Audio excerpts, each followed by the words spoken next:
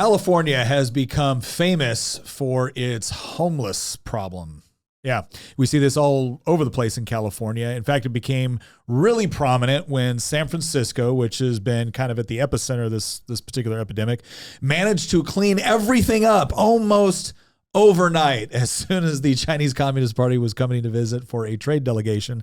But unfortunately did not stay very clean. And so the question is that how big a problem is this, right? How big a problem in California is this for real? And what are some of the causes that lead to homelessness? Because this is a complex issue. We're not saying that it's just one thing or another thing. It's a lot of stuff. And so what we're going to do today is we're actually going to look into what has been going on in California, how much money has been spent, and boy, are you going to want to stick around for that. And we're going to talk about is anyone around the country, because it's not just California, is anywhere around the country actually doing this correctly? Like, has anybody cracked the code on how to effectively deal with homelessness? All of that and more coming up on this episode of Making the Argument, brought to you by Good Ranchers.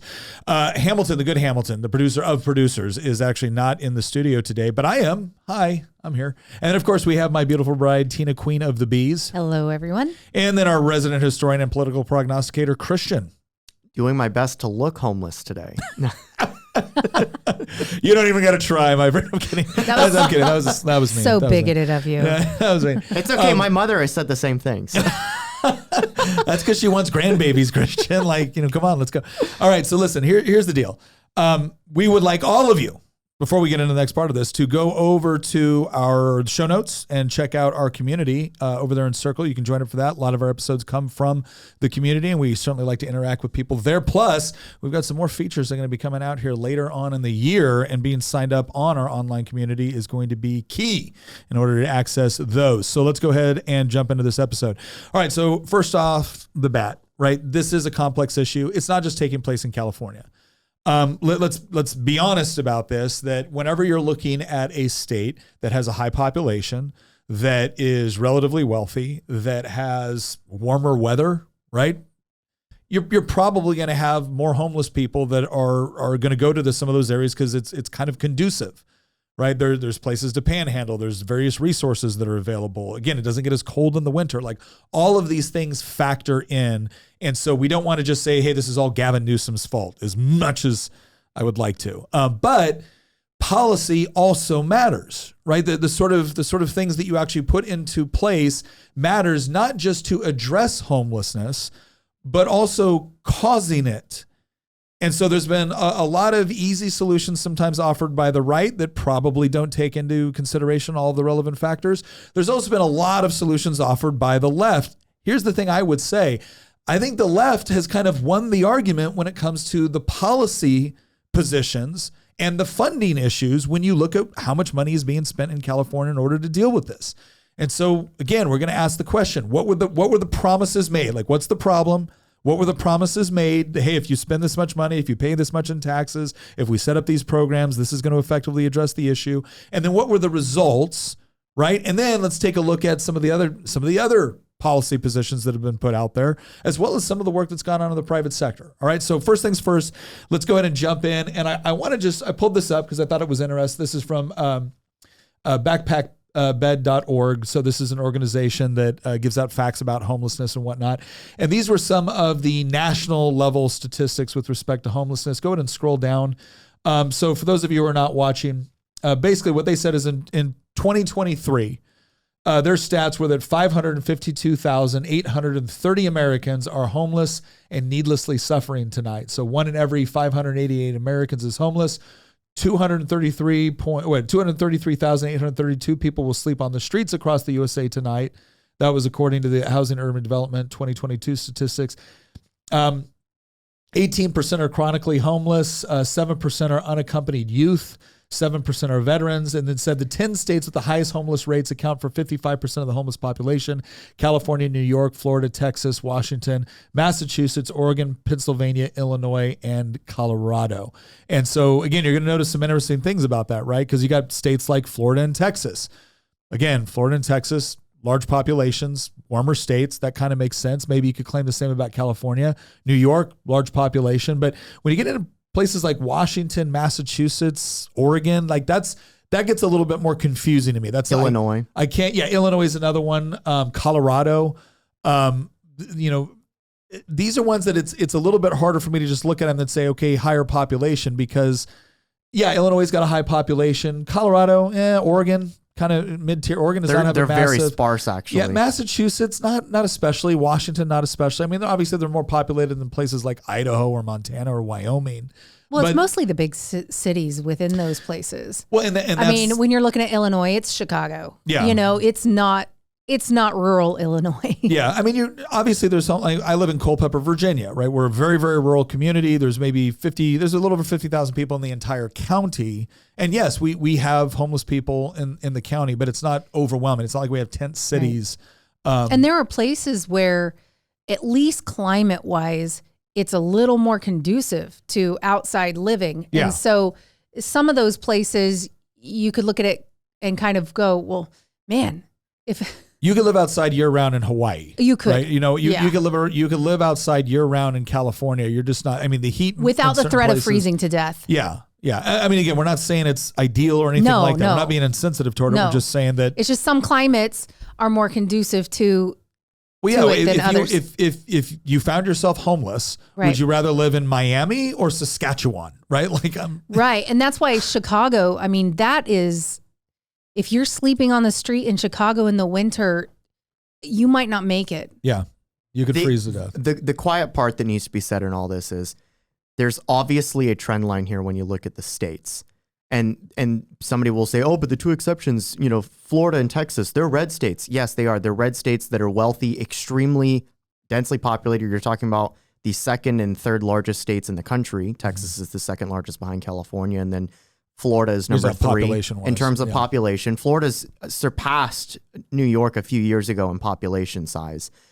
And so, they're the outliers here, but the rest of these states are blue states. California's a blue state. New York, blue state. Washington, blue state.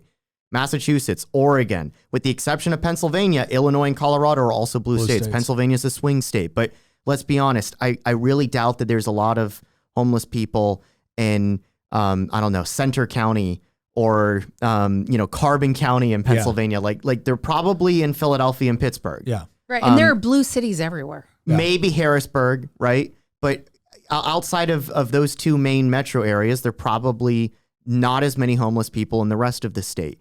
And again, with the exception of Pennsylvania, Florida, and Texas, every single one of these states, solid blue state with a Democratic governor, Democratic Senate, Democratic House, and have been controlled by a trifecta of Democrats in the state capitol for, in some cases, decades. Mm-hmm. Oregon hasn't elected a Republican governor in something like 40 years. Mm-hmm.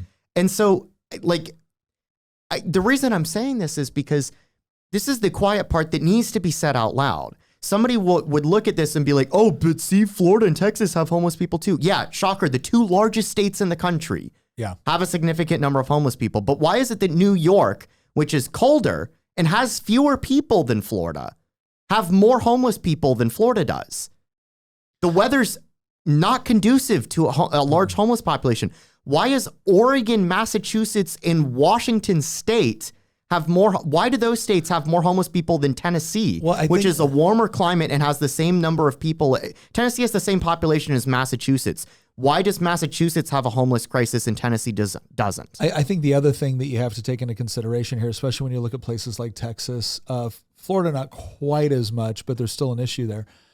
Texas has massive illegal immigration.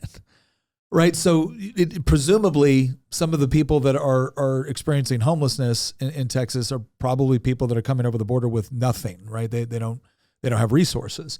You could say the same thing about California. The difference is Texas is trying to do something about it. And California is just, for the last 20 years has done the opposite. So, I mean, I'm sorry, but the blue states don't get to say, oh, well, no, this is just a problem. This is just, this. We're going to get to some of the common misconceptions that they say are misconceptions that actually aren't later. But especially when you get into, if you narrow it down even further to the cities, pretty much, I'm not sure, look at all the blue cities. So every red state still has blue cities. You look at Austin, right? And you go, where are all the homeless? Well, they're mostly in the blue cities. Well, and again, they're going to claim that, well, that's because you got higher population centers. So of course you're going to, okay, but why of course, right? That's the first question. Yeah. Why of course? You might have more, but why is this? There's a difference between, hey, we have a higher, number of people that are homeless. There's a difference between that and we have homeless encampments within the city. I remember being at an event speaking in Austin, and somebody got up to ask that question, like, what do you do about the home? And this was kind of like a more libertarian group, right? So there's this question of, well, do people do they have the right to, make use of public spaces in order to live or things like that? And it was like, well, wait a second. If you're all paying taxes, put aside for a sec philosophically what you think about taxes, right? If you're all paying taxes for public walkways, and those public walkways are for public walking, not for setting up an encampment, well then yes, all the people that paid the taxes, to include the business owners or the storefronts on that sidewalk, do have a reasonable expectation that people are not going to be living in a place that they were never meant to live. So that causes a problem, especially when you got a city instituting policies, which is allowing for it, and then calling anybody that has a problem with it a bigot. But let's jump in. Before we get into the whole policy thing, I want to get into California specifically, right? So we got this next one that we came up here. This is crisishouse.org, and they have California homeless statistics. This is 2022. But they said the count on homelessness in California, the most recent since the start of the coronavirus pandemic, found that approximately 173,800 people are without stable housing in the state. The numbers show an increase since 2019, even with proactive measures like eviction moratoria, rental assistance, and stimulus checks. We're going to get into this because what they just said here when we get into the policy side is very, very important, because they always assume, like, we did all these things, and even after we did them, the problem's getting worse. Never once do they think, oh, maybe some of these things are adding to the problem. Like that never even crosses their mind. It's always, well, we hit this thing as hard as we could with this hammer we have, and it's not working. What we need is a bigger hammer. All right. The numbers show an increase. Okay, there we go. Furthermore, trends indicate that Latino homelessness is growing disproportionately. I love it when they say things like it's growing disproportionately to what? Well, to whites and Asians. Okay. Do you have tens of thousands of whites and Asians crossing the southern? You're actually starting to get more Chinese crossing the southern border now. But when this was done, like, do you have tens of thousands of Swedes crossing the southern border from Mexico into California? No. Okay. It's primarily Latinos. Okay. So it may be disproportionate to whites, or maybe disproportionate to another ethnic group that is not crossing the border in record numbers. But to put that out there, like, gosh, why is this happening? Do you think it might be this? Do you think it might be the border problem? Do you think that might be contributing to the disproportionate? Like, again, they just throw things out there with, They had to throw that out there for the virtue signaling, yes, of course, right? Whenever it's all about disparate impacts, right? Which is really funny, because how do you measure a disparate impact? Well, it totally depends on who's measuring it and what they want to pull out of the data.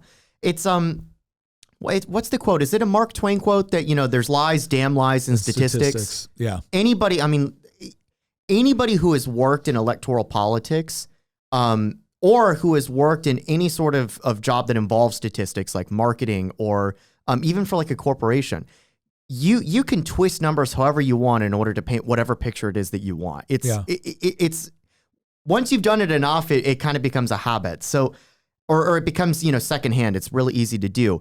But what I find fascinating about this is, like, they had to throw in the whole, the Latino number is growing disproportionately. Like, yeah.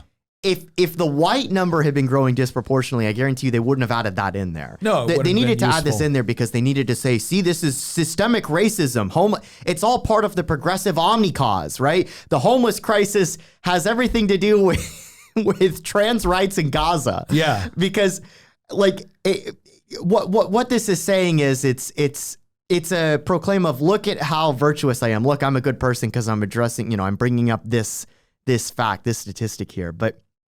No, there's a lot that's missing here. I'm really curious. I can't wait for us to get to the whole what might be causing this problem, because some of the things that they listed here are, spoiler alert, actually contributing to the problem when they mention things like eviction moratorium. Yes. and rental assistance, which that's basically, I'm assuming they're referring to rent controls. Yeah. When they say that, and then obviously the stimulus check problem. So this article kind of goes on. If you scroll down here, there's homelessness in San Diego. Once again, they say 2022 saw an increase in families experiencing homelessness, up 56% from 2020. So again, 2 years after the pandemic. So this is increasing. Black San Diegans, who make up under 5% of the total population in San Diego County, made up 24% of the region's unsheltered homeless population, while 24% of San Diegans experiencing homelessness were over 55 in both 2020 and 2022. This year's count showed 47% of those seniors were experiencing homelessness for the first time, with 57% having a physical disability. And again, we picked, and part of the reason why I wanted to look at San Diego here too is because San Francisco has become the use case, but we also want to demonstrate that this is happening. There's a problem all over California. Now, this is the part I want to get to next. So if you look at this next article, this is from breaktime.org. And I wanted to point this out because it's honestly, it's frustrating to me. All right. So this is written by someone named Jimena Chavez, Breaking Apart Homelessness, Misconceptions, the Real Facts About Homelessness in America. And so this is another one of these things where I look at this sometimes and I wonder, do you really want to help the homeless, or is your 501c3 just making a crap ton of money off of the homelessness industry? Because there actually is an industry surrounding this, and we're going to get to the numbers that actually demonstrate this later on. But this is where I want you to listen very carefully to what they describe as a misconception, and then listen to their explanation. So, misconception number 1, the most common misconception surrounding people experiencing homeless. Let me stop. Just so everyone's aware, like, I've had friends that have experienced homelessness. I've had friends that I've tried to help that have experienced homelessness. So when I get frustrated by this, I want someone to understand this is not me looking at everybody that struggled with homelessness and saying like, you're the problem or it's all your fault or whatever it is. That's not what this is. This is about properly diagnosing a problem so that we can actually get to relevant solutions that will work, not just keep certain organizations flush with government dollars. So I want you to properly place where my frustration is as I explain some of this, because I'm going to get a little bit sarcastic here. All right. Misconception number 1, the most common misconception surrounding people experiencing homelessness is that their experience is a result of their own choices. Societal views on homelessness incorrectly assume one's experience is an inevitable consequence of poor decision making. They go on to explain, this is a highly harmful misconception and implies that those experiencing homelessness aren't worthy of support, promoting the general public to normalize discrimination and exclusion when interacting with them. People experiencing homelessness in turn internalize the blame placed upon them, exacerbating the negative effects of stigma on their self-esteem and well-being. This misconception is also blatantly incorrect. Many people, many people? I thought your original misconception is that it was most people. No. Many people experience homelessness for reasons that are not within their control, including loss of job from economic downturn, car troubles, medical conditions or disabilities, family neglect or abuse, or family emergencies. Further, economic issues such as the lack of affordable housing, poverty, lack of employment opportunities, and low wages also contribute to homelessness. So you're already starting to see, right? The misconception was the most common misconception surrounding people experiencing homelessness is that their experience is a result of their own choices. That was the misconception, that they're going to tear apart and destroy, right? They're going to show you how wrong it is for you to think that way. And then they immediately go into saying, well, this misconception causes people that are homeless to internalize the blame, to look at their own self and their own decisions and feel bad about which is bad for their emotional well-being, right? And bad for their mental well-being. And obviously, if you think that someone's decisions might have something to do with the situation they've ended up in, then you must believe that there should be no help for them whatsoever. Right? Do you see what they did in their initial argument? That is not an intellectually honest argument. They set up a misconception without even giving you any evidence for why that is a misconception. Then they immediately go into, and because of this misconception, all of these bad things. And then when they say it's also blatantly incorrect, they provide no statistics, no evidence whatsoever to actually prove that that is a misconception or that it's incorrect. Now, I have a very good friend. Him and his wife, his family, they worked in homeless ministry in Virginia for years. Right? And they would go out regularly to large homeless encampments in Prince William County. And so I'm reading through this and I'm asking him, like, hey, how many people would you say, like, when you looked at all the people that you interacted with that were homeless, that were living in this encampment, how many that you interacted with were there in some part, significantly in some part as a result of their actions? And he goes, all of them. Okay, well, what do you mean? He goes, well, you had a lot of people on the sex offender registry list. You had a lot of other people that were dealing with substance abuse, primarily alcoholism. But this idea that there were a bunch of people that were living in a homeless encampment in Prince William, Virginia, as a result of none of their decisions, stuff just happened to them, because that's not what I saw, right? He's not suggesting that his experience extrapolated out to everywhere, but from his rather relevant experience, that was not the case, right? Not to mention the fact that, again, the people I know that have fought with homelessness, it was absolutely a result of their actions. Now, there might have been other things that took place that contributed it to some things out of their control, some things within their control. But again, I've known people that experienced similar things, whether it was divorce, whether it was losing a job, whether it was X, Y, or Z, that didn't end up homeless. However, I know other people that ended up homeless. They broke the law. They got in trouble. They got put in jail. Right? They got let out. They have difficulty finding someone that would rent to them. They had difficulty finding someone a job. So even if you're looking at it, it's like, well, okay, well, he's not homeless. He's only homeless because he can't seem to get a job. He can't get hired. Why? He's a convicted felon.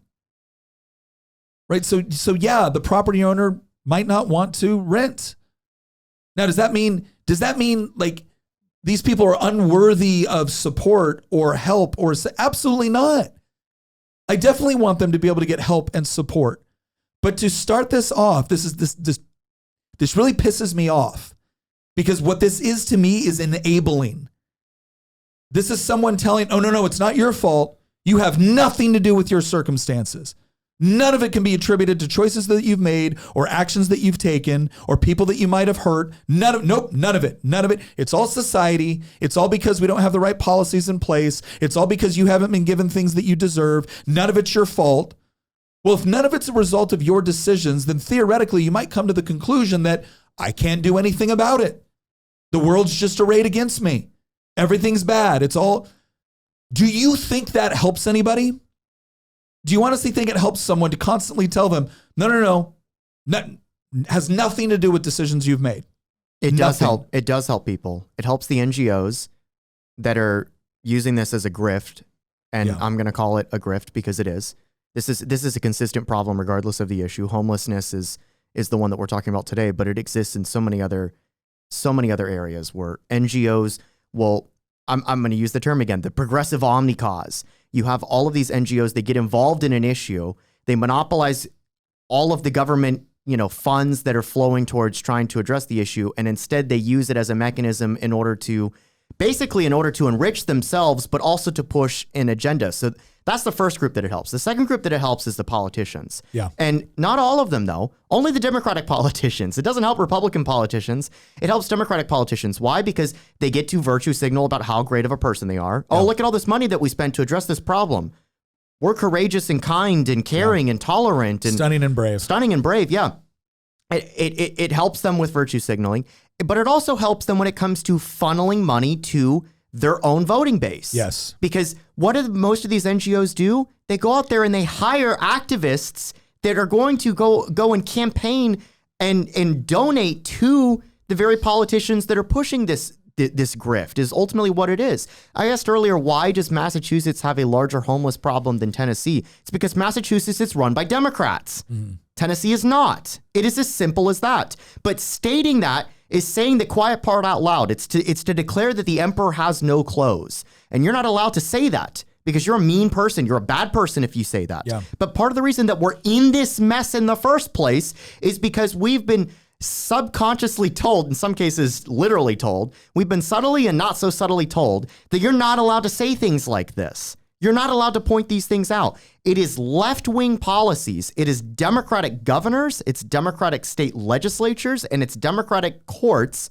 that have enabled this problem in certain states. And then when people say, but what about Texas and Florida? Yes. What about the two largest states and some of the warmest weathers in the country? Of course, they're going to have a homeless problem. The question that we need to be asking is, why does Illinois have a homeless crisis? Why does Washington State have a homeless crisis? Why doesn't Tennessee have one? Why doesn't Alabama have one? Why doesn't Georgia have one? The reason why is because those states, at least yet, haven't been overrun with a bunch of left-wing grifters in office and out of office that are using basically a revolving door of government slush funds in order to enable their own voting base, to weaponize compassion and tolerance and acceptance and kindness in a political manner that enriches themselves and gets their buddies reelected over and over again. Yeah. That's why we have this crisis. One interesting thing I just wanted to point out, because people become homeless for a lot of different reasons. A few years back, an entire town in Northern California burned to the ground, and about 50 some odd thousand people were displaced.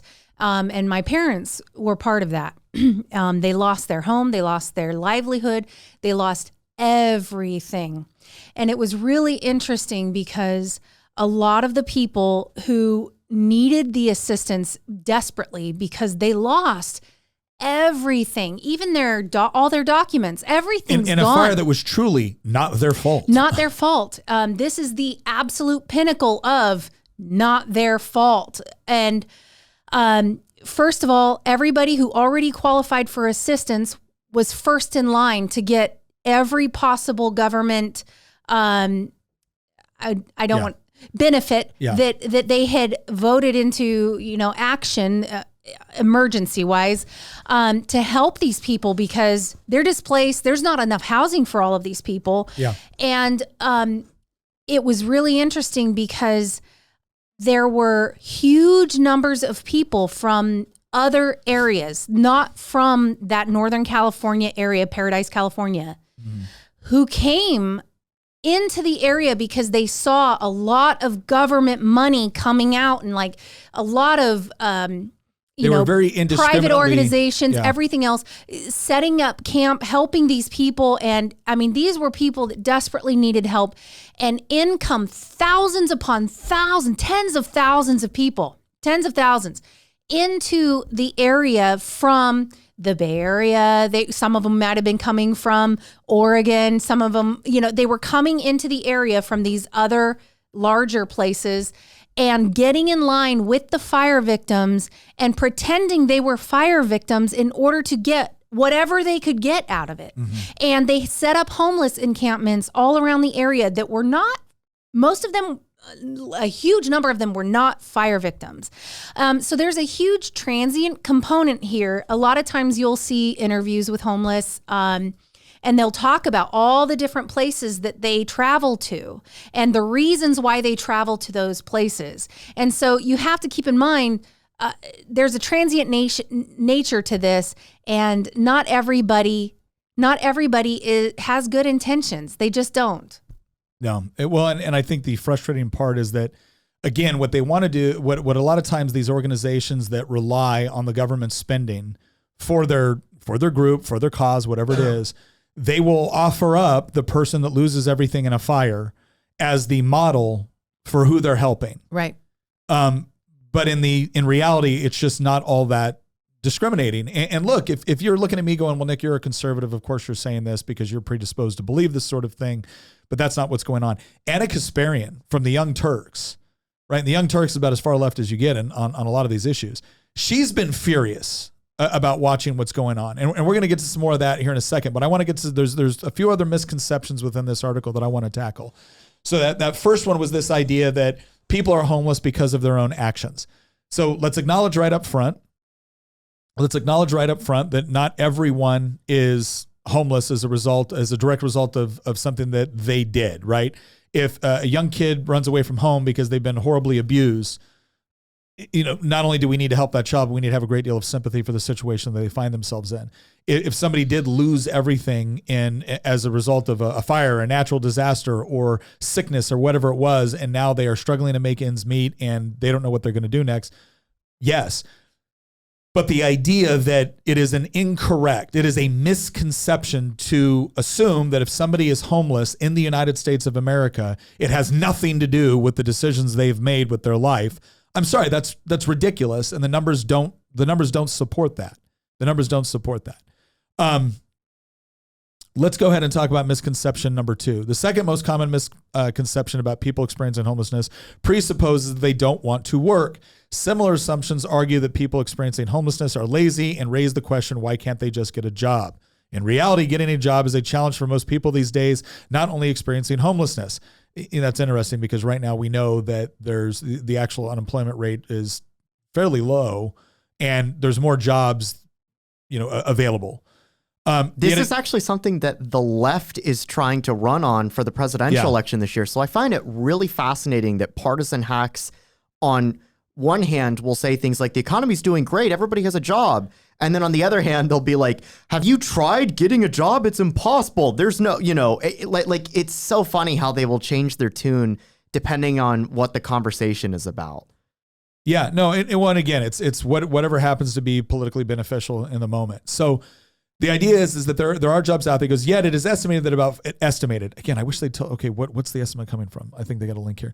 Estimated that about 43% of people experiencing homelessness are employed. Most of these individuals work minimum wage jobs that barely cover basic living expenses. This is because minimum wage job. This is another misconception this is a real misconception that I really hate. And it's this idea that we just have we have these high percentages of people within the labor market desperately trying to raise a family on minimum wage, when in reality, less than 2% of the overall labor market is actually working at minimum wage.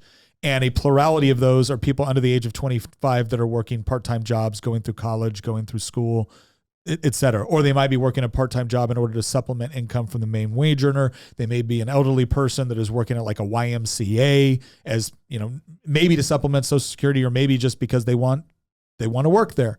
So this idea that it's just like this horrible thing, and the solution is going to be to raise minimum wage. It's like, if you raise minimum wage, you actually just take away the economic opportunity, because if I'm paying someone that's homeless to do a job, chances are that's not a high-tech field, right? Is it a horrible misconception to assume that if you're homeless, you're probably not working in a high-tech field? Okay. So you're probably doing something that is very, very basic, unskilled labor. That's probably what you're doing. If you raise the minimum wage, I don't say, oh, okay, here's more money. I fire that person because I can't afford to hire them anymore. Many others are underemployed, meaning the hours they are assigned are too few to fund necessary expenses like housing and bills. People experiencing homelessness still work, but wages and or hours are insufficient for them to secure stable housing.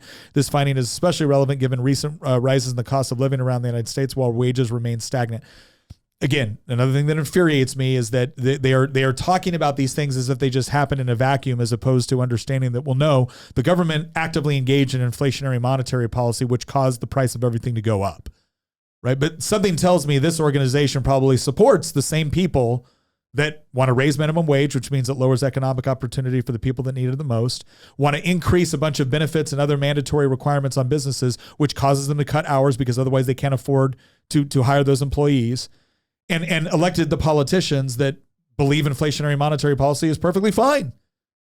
And then they want to come back and, well, the real problem is they just can't get a job that covers all their expenses. Yes, because of all of the policies that were put in place that made it more expensive. Right. The other thing too I think is frustrating here is they're like, well, homeless people are working minimum wage jobs. Okay, why? Why is it difficult for a homeless person to get a job? Well, first of all, usually when you fill out a job application, they do want an address. Right? They do want an address. The other reason why they have a hard time getting a job is because oftentimes they have a record. I'm not saying all the time. I'm not even saying a majority of the time. I'm saying often they have a record. Now, I've seen politicians here in Virginia say that businesses should not be allowed, like it should be illegal for a business to ask whether or not you have a felony. Illegal to ask that question. And the answer is well, because then it prevents people from getting an economic opportunity. Okay, so let me get this straight. You're going to tell somebody that built a business that has, that maybe operating on very, very small margins, that they're not allowed to ask somebody that is going to come into their establishment, have access to their employees, have access to perhaps money or other things of value. You're not allowed to ask, hey, have you ever been convicted of a felony? Maybe for sexual assault, maybe for stealing or burglary or vandalism, like, whatever it is. Nope. They think the solution to this is you shouldn't be allowed to ask. I've also been really amazed at the number of employers who, as long as they know what it is and they know that you have a record, they're willing to give you a chance. I've watched that with folks that we know before. We have a good friend. I mean, had no problem getting 2 different job offers, pretty decent jobs. Oh yeah, with a record, just came out of jail. My buddy that, again, fell in some hard times and takes ownership of it too. That's the other thing that's really important here is he didn't get out and say, gosh, society was just so mean to me. He was like, I made stupid decisions and those stupid decisions have consequences and it sucks because now I'm dealing with it, but I'm going to fight through it. And that's what he's doing. And it's sometimes it's an uphill battle. Sometimes days are going good. Sometimes days are going bad. But it's amazing how his mentality is, I've got to get my crap together, right? I've got to do this differently than what I did before. And it has a big impact. But you're absolutely right. We talked to one young business owner actually here in Culpeper. And she had done a lot of work within restaurants and hospitality. And she's saying, I'm telling you right now, she goes, a lot of people within hospitality, especially that work in the kitchens and whatnot, a lot of them will have records. And she goes, and some of them are the best employees you'll ever have because they're grateful for being given an opportunity. And they do. They work incredibly hard. But again, they are making a decision to work hard, to show up on time, to do the right things and take advantage of an opportunity that they've been given in order to build trust and move on from there. But it's, again, misconception 1 is this has nothing to do with their actual decisions. It's just bad things happened. And then misconception 2 is they don't want to work. Well, I'm not saying that none of them want to work. I am saying that some of them don't, or that some of them are dealing with substance abuse that is so bad that it doesn't make them a very good employee. It's not good enough to, I want a job. Oh, okay, good. I want to be a thoracic surgeon. No, it's, do you want to do all the things that make you employable? Right? Not good enough to just say, I'm willing to work. What are you willing to do and what can you do? And again, referencing my friend again who worked in this, he was also saying, he goes, Nick, some of them, they don't want to do a minimum wage job because they'll make I think he said that on a bad day, they can make $20 an hour panhandling. On a good day, they can make $100 panhandling. So yeah, that's problematic. Oh yeah. That's tax-free. Yeah. All right. Misconception number 3. Have you ever heard a friend say that they look homeless when describing their disheveled appearance? The underlying misconception is that people experiencing housing insecurity all look a certain way. Okay. I know people who are not homeless, who sometimes look homeless, right? This is the misconception. This is the you're being mean misconception, right? This is the they're pointing the camera at Christian right now. This is the you're being mean conception. This is all your fault because you're being mean because you're suggesting that homelessness looks a certain way.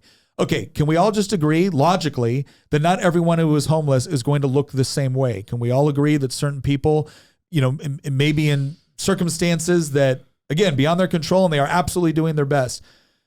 But one of the things I don't like is that what they're doing is they're saying that this heuristic is a misconception. Well, a heuristic is basically a mental shortcut that all of us use every single day with just about every decision we make. Why?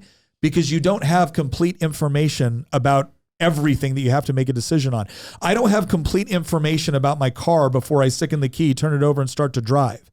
I don't have complete information when I'm walking down the street and someone is coming toward me. It could be a nice person. It could be a serial killer. I don't know. But there are certain tricks I use in order to determine whether or not it might be a good idea to cross the street with my young child. For instance, if the guy is sitting there slamming his head because he believes demons are chasing him, it could be that he's just practicing for a play. Or it could be that he's bat crap crazy. But here's what I do know. When I have my daughters, I'm holding my daughter's hand and I'm walking, I'm not going to take the time to you know what? I should really investigate this, because making assumptions that this guy is just bat crap crazy because he's screaming in the middle of the street and walking down, when in reality, he could be practicing for a play, right? that's probably not a wise decision on my part. I'm going to go ahead and go with the mental shortcut and say 1% chance he's practicing for a play, 99% chance homeboy's crazy, right? And I'm so tired of people treating all heuristics, you could even use the term stereotypes if you want. Pattern recognition. And saying that, any sort of pattern recognition that we don't like is bad and it's racist and it's bigoted and it's mean and it's just a false misconception. Because don't you know that 27% of people that do X, Y, and Z? No, I don't know that.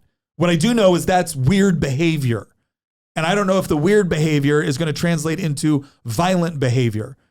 Because as much as you can statistically show that the weird behavior, studies show that the weird behavior doesn't always manifest itself in violent behavior. Okay, good. You going to take that chance with yourself when you're walking down the street? I mean, I'm sure it makes sense when you're writing articles, but when you're actually in the position and that little heuristic kicks on, what are you doing? And again, it may be very, very convenient for people to kind of sit on their pedestal in their ivory tower and say, well, you shouldn't assume that. No, if it's a safety issue and my kids are there, I'm going to assume that. Why wouldn't I? Because if something bad happens, the first question I'm going to ask is, why didn't you just cross the street? Why'd you do this? Why? Well, I don't want to assume. Shut up, right? Just shut up. I think people are so tired of being guilted into making bad decisions because they don't want to appear mean or intolerant. I don't want to assume. Yes, this is how we've gotten into this mess. Is I don't want to do the thing that all human beings for all of human history have done, which is act on pattern recognition. Mm-hmm. Because to do so is to be judgmental. And the ultimate cardinal sin in the West is to be judgmental. Yeah. Which is really funny that the people telling you don't be judgmental are making a judgment in doing that. But that is how... Honestly, that's how states like California have built entire policies around, let alone social norms. They've legislated that. Yeah. It's not enough that it's now taboo for you to be judgmental in any way. It's that, it's now taboo to be judgmental in any way, and therefore we are going to, in force of law, in legislation, codify certain acts or actions in a way based around this assumption that being judgmental is the ultimate sin in the West. Yeah. And then we wonder why there's homeless encampments on every street corner in San Francisco. What's really funny is there's not a single politician in San Francisco that campaigned on drugs everywhere, needles everywhere, excrement on the streets everywhere, homeless encampments all over the place, stabbings, murders, Grand Theft Auto, people breaking into cars and stealing stuff. It's gotten to a point where people leave their doors open when they park on the street and they're going inside a store because they know their car's going to get broken into. And that's just the car. Consider the fact that businesses are moving out of the city because they're constantly getting robbed and broken into and ransacked by mostly people that are homeless on a daily basis. And what's funny is there was not a single politician in San Francisco that campaigned on any of those things. Yeah. You know what they campaigned on? They campaigned on don't be judgmental. Yeah. They campaigned on tolerance and equity and diversity and love and anti-racism and all these other buzzwords that lack any sort of meaning outside of a broader context. Nobody campaigned on any of the on the ongoing disintegration of civilization that's going on in the city. And basically what this means is that the road to hell, yes, it is paved with good intentions. Mm-hmm. And the reason that people operate on things like heuristics is not because everybody wants to be a bigot. It's the same reason that, we have an instinct as humans to avoid snakes. Yeah. Not all snakes are poisonous, but you know what? Enough snakes are poisonous that it's not. It would sometimes not be, it's hard to tell the difference. It would not be wise for you to go out into the woods and just pick up a random snake. Right. Well, humans don't do that for a reason. Sometimes you have to get up close to even know if it's poisonous or not. Here's my question. For all the people that are saying that we're not supposed to make any judgments like this, are these the same people that are saying, well, I can't trust any men because some men rape? Oh, okay. So pattern recognition against the entire male population is perfectly appropriate because some men rape. But if you see a homeless person on the side of the road, you're not allowed to assume anything with respect to decisions they might have made or whether or not they could potentially be a threat. You're not allowed to do any of that. but you're allowed to judge the entire male population. Why? And again, it just goes to this idea because this has very, very little to do with actual logical consistency. It has a lot to do with what is politically advantageous in the moment. And you can even see, because the bottom line of this, the bottom paragraph of this misconception 3 is, there is not a single look for homelessness. Nobody has claimed that there is that I'm aware of.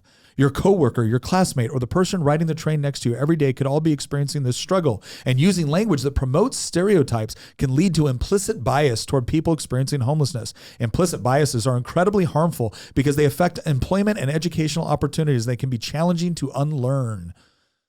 Okay, so if your implicit bias towards someone that is homeless is that this is someone that, statistically speaking, is more likely, if I have 2 people to come in to apply for a job, and one of them is homeless and the other is not homeless, okay? Now, statistically speaking, the one that is homeless is far more likely to have either an unstable family life, to potentially have drug issues, to potentially have criminal issues, right? And it doesn't mean that they do, but statistically higher. Is it bad for the business owner to say, okay, well, based off of these probabilities, I'm probably going to go with the safer bet? I would argue, no, it's not bad. Now, if employer says, you know what, I think this person has some skills, I think they have some other things that outweigh those other concerns, and so I'm going to give them a shot. Is that a good thing? Sure. But they don't want to treat it like that's a good thing. That is a good thing to consider. They want to treat it like, no. If you are using common frigging sense, you're the bad guy. Yeah. All right, misconception number 4. The general public usually stays away from people experiencing homelessness, claiming they are dangerous and violent. People who are facing housing insecurity are not more likely to break the law than a housed person. Bull crap. I'm sorry, I don't buy that. I simply do not buy that. So they're saying the statistics they're are saying exactly the same. Oh yeah, exactly the same. I mean, they don't provide any. But they here's don't the provide problem. any, but they say it. Here's the problem. I've researched to try to find what is the instances of drug and alcohol abuse among housed people, and I can't find that number. All I can find is the number that includes everybody. Yeah. You know, I can't find the homeless or housing insecurity folks. I can't find them outside of the number. They're all in the number. Can we also say this? Let's use this for an example, because again, we're doing a lot of saying the quiet part out louds on this episode, and we're going to continue to do it. 2 alcoholics. All right, 2 alcoholics. One alcoholic has a job, has a home, maybe has a family. Is it the other alcoholic homeless?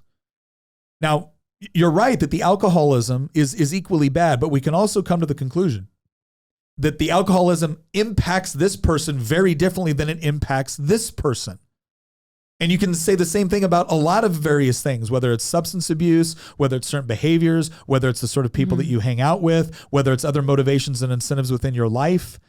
So it's not that the alcoholism gets any better, but the impacts are significantly worse for this person. Now, what a person does when they actually assume responsibility for their own actions is they say, you know what? I have a problem with alcohol, and that problem is so debilitating that even though it affects that person differently than it affects me, that doesn't mean I can say, well, that person does it, and so therefore I can get away with it as well. That's another part about taking ownership of yourself, your decisions, your environment, and saying, if I can't be around something because the impacts toward me are so different than the impacts towards somebody else, that doesn't take away your responsibility to say, I can't do this the way somebody else can. I can't have it. This person might be able to drink. Maybe they're not an alcoholic. Maybe this person over here drinks at a different rate and it affects them differently. This person over here, they can't help themselves. Once they get past 1 or 2, it's 7 or 8. Does that mean that this person gets to say, well, it's not fair that person can stop at 3 and I can't? No, you just have to modify your behavior. Now they caveat it. And let me read this sentence again. They caveat it. People who are facing housing insecurity are not more likely to break the law than a housed person. They offer no statistics for it, with one exception. Many cities across the United States impose anti-camping laws intended to keep homelessness out of view. The laws vary by city and state, but tend to prohibit sitting, sleeping, storing property, and or living within publicly owned property. In this manner, the system operates to encourage interaction between people experiencing homelessness and the justice system. Living outside, these people can confront citations or arrests for low-level offenses like loitering or sleeping in parks. Such frequent interactions with the justice system will trap people in a homelessness jail cycle, rotating them in and out of jails and emergency public services like shelters, emergency rooms, and detox facilities. Why detox facilities? This cycle does nothing to help people across the housing and services they actually need, such as mental health or substance use treatment. All the while, the cycle only worsens the dangerous stereotypes perpetuated by the general public. Now, keep in mind, there's a lot of drunken public kind of laws. Yeah. There's a lot of laws that used to be on the books for substance abuse and not just drug dealing, but drug use. And most of these large cities that have a huge number of homeless people have not kept those things as illegal. So they can't scoop into the data, so law breaking implies that you're breaking a law that's on the books. Well, when they have taken certain things off the books and legalized certain things, now that's wiped clean. Now it looks like, see, these people are harmless. You're not really paying attention to the fact that, well, it's legal to do drugs in Portland. It's legal to do drugs on the street in San Francisco. In fact, they'll give you a clean needle if you want it. Yeah. Well, and I think it's interesting if you look at this again. So what are they saying? The problem is not that homeless people are more likely to break the law, even though I think statistically you would have a really, really hard time substantiating that claim. They just assert it here. I don't see anything where they actually prove it. But then they say, well, no, the real problem is that a homeless person is not allowed to camp in a public park, or the homeless person is not allowed to camp outside your store, or the homeless person is not allowed to camp in the parking lot across from your kid's elementary school. That's the real problem. That's what's encouraging interactions with law enforcement. It's like, so let me get this straight. Well, they gave that caveat without giving any statistics either way on what the offenses really are. I think that's an assumption they're making as a caveat. I think yes. I think the problem too is it's this idea that, so all of us have to pay taxes for certain public use of public services, whether it's roadways, streets, or public parks, but certain people should get to, but then we should also let people live there. Like, let me get this straight. These are the same people. These are the same politicians, the same people that are constantly pushing more and more new building codes, right? More and more restrictions on what sort of housing you can build, what has to exist, what doesn't have to exist. I mean, we have problems in the United States because the number of stairwells we mandate by law have to be in places like Europe doesn't. Right, so we're not comparing this to the third world. So they'll advocate for all these various restrictions for safety, and then they'll create conditions where it's more difficult to live, find a place to live. It's more expensive. But then they'll say that same person should be able to camp out in the park across the street, as if there's no safety issues or concerns associated with that. And again, it's just incredibly frustrating, and it's always the same thing, right? The problem is not you have no control over your decisions, and anybody that judges you, or anybody that uses pattern recognition, or anybody that uses heuristics before they hire you, or before they let you rent their place, or before they invite you inside, anybody that does that, they're the problem, right? They're the problem. Now, look at this. What can you do to help? Educate yourself. Well, of course, you need to educate yourself by, the more you learn about homelessness and how it is connected to the education, healthcare, foster care, and criminal justice systems, the better understanding you can have to try to end this problem. Advocate. What should I advocate for? Let me only say, for increased local, state, and federal funding to create job opportunities for people disconnected from school or work. Reflect on biases you or your institution might hold about people experiencing homelessness and employment. Challenge stigmas and misconceptions that you may hear in your networks and encourage people to do more research. Do not invalidate the experiences of others or judge others based on their appearance, especially in the context of homelessness. I like this point number 2, advocate for increased local and state and federal funding. Let me just scroll down here to the bottom of the page, and it turns out that, Break Time United Inc. All donations are tax deductible. So it's a 501c3 that gets money to combat homelessness. I wonder how good a job they're doing at solving it. The reason why I wanted to bring this up is because I think this is the worst kind of cope. This is the worst kind of cope. This is the idea that we're just going to tell you that, hey, all of those things that you've experienced or that you've witnessed or that you've seen or that you understand about this, all of them are wrong. Trust us. We're the people getting paid to deal with this. And really what you need to be doing is advocating for organizations like ours to get more money. That's what you really need to do, because we're the ones that are going to deal with this. Now, when you look at this other organization, backonmyfeet.org, I think it's interesting because I typed in, I wanted to say, what are the causes of homelessness? So they talk about economic instability.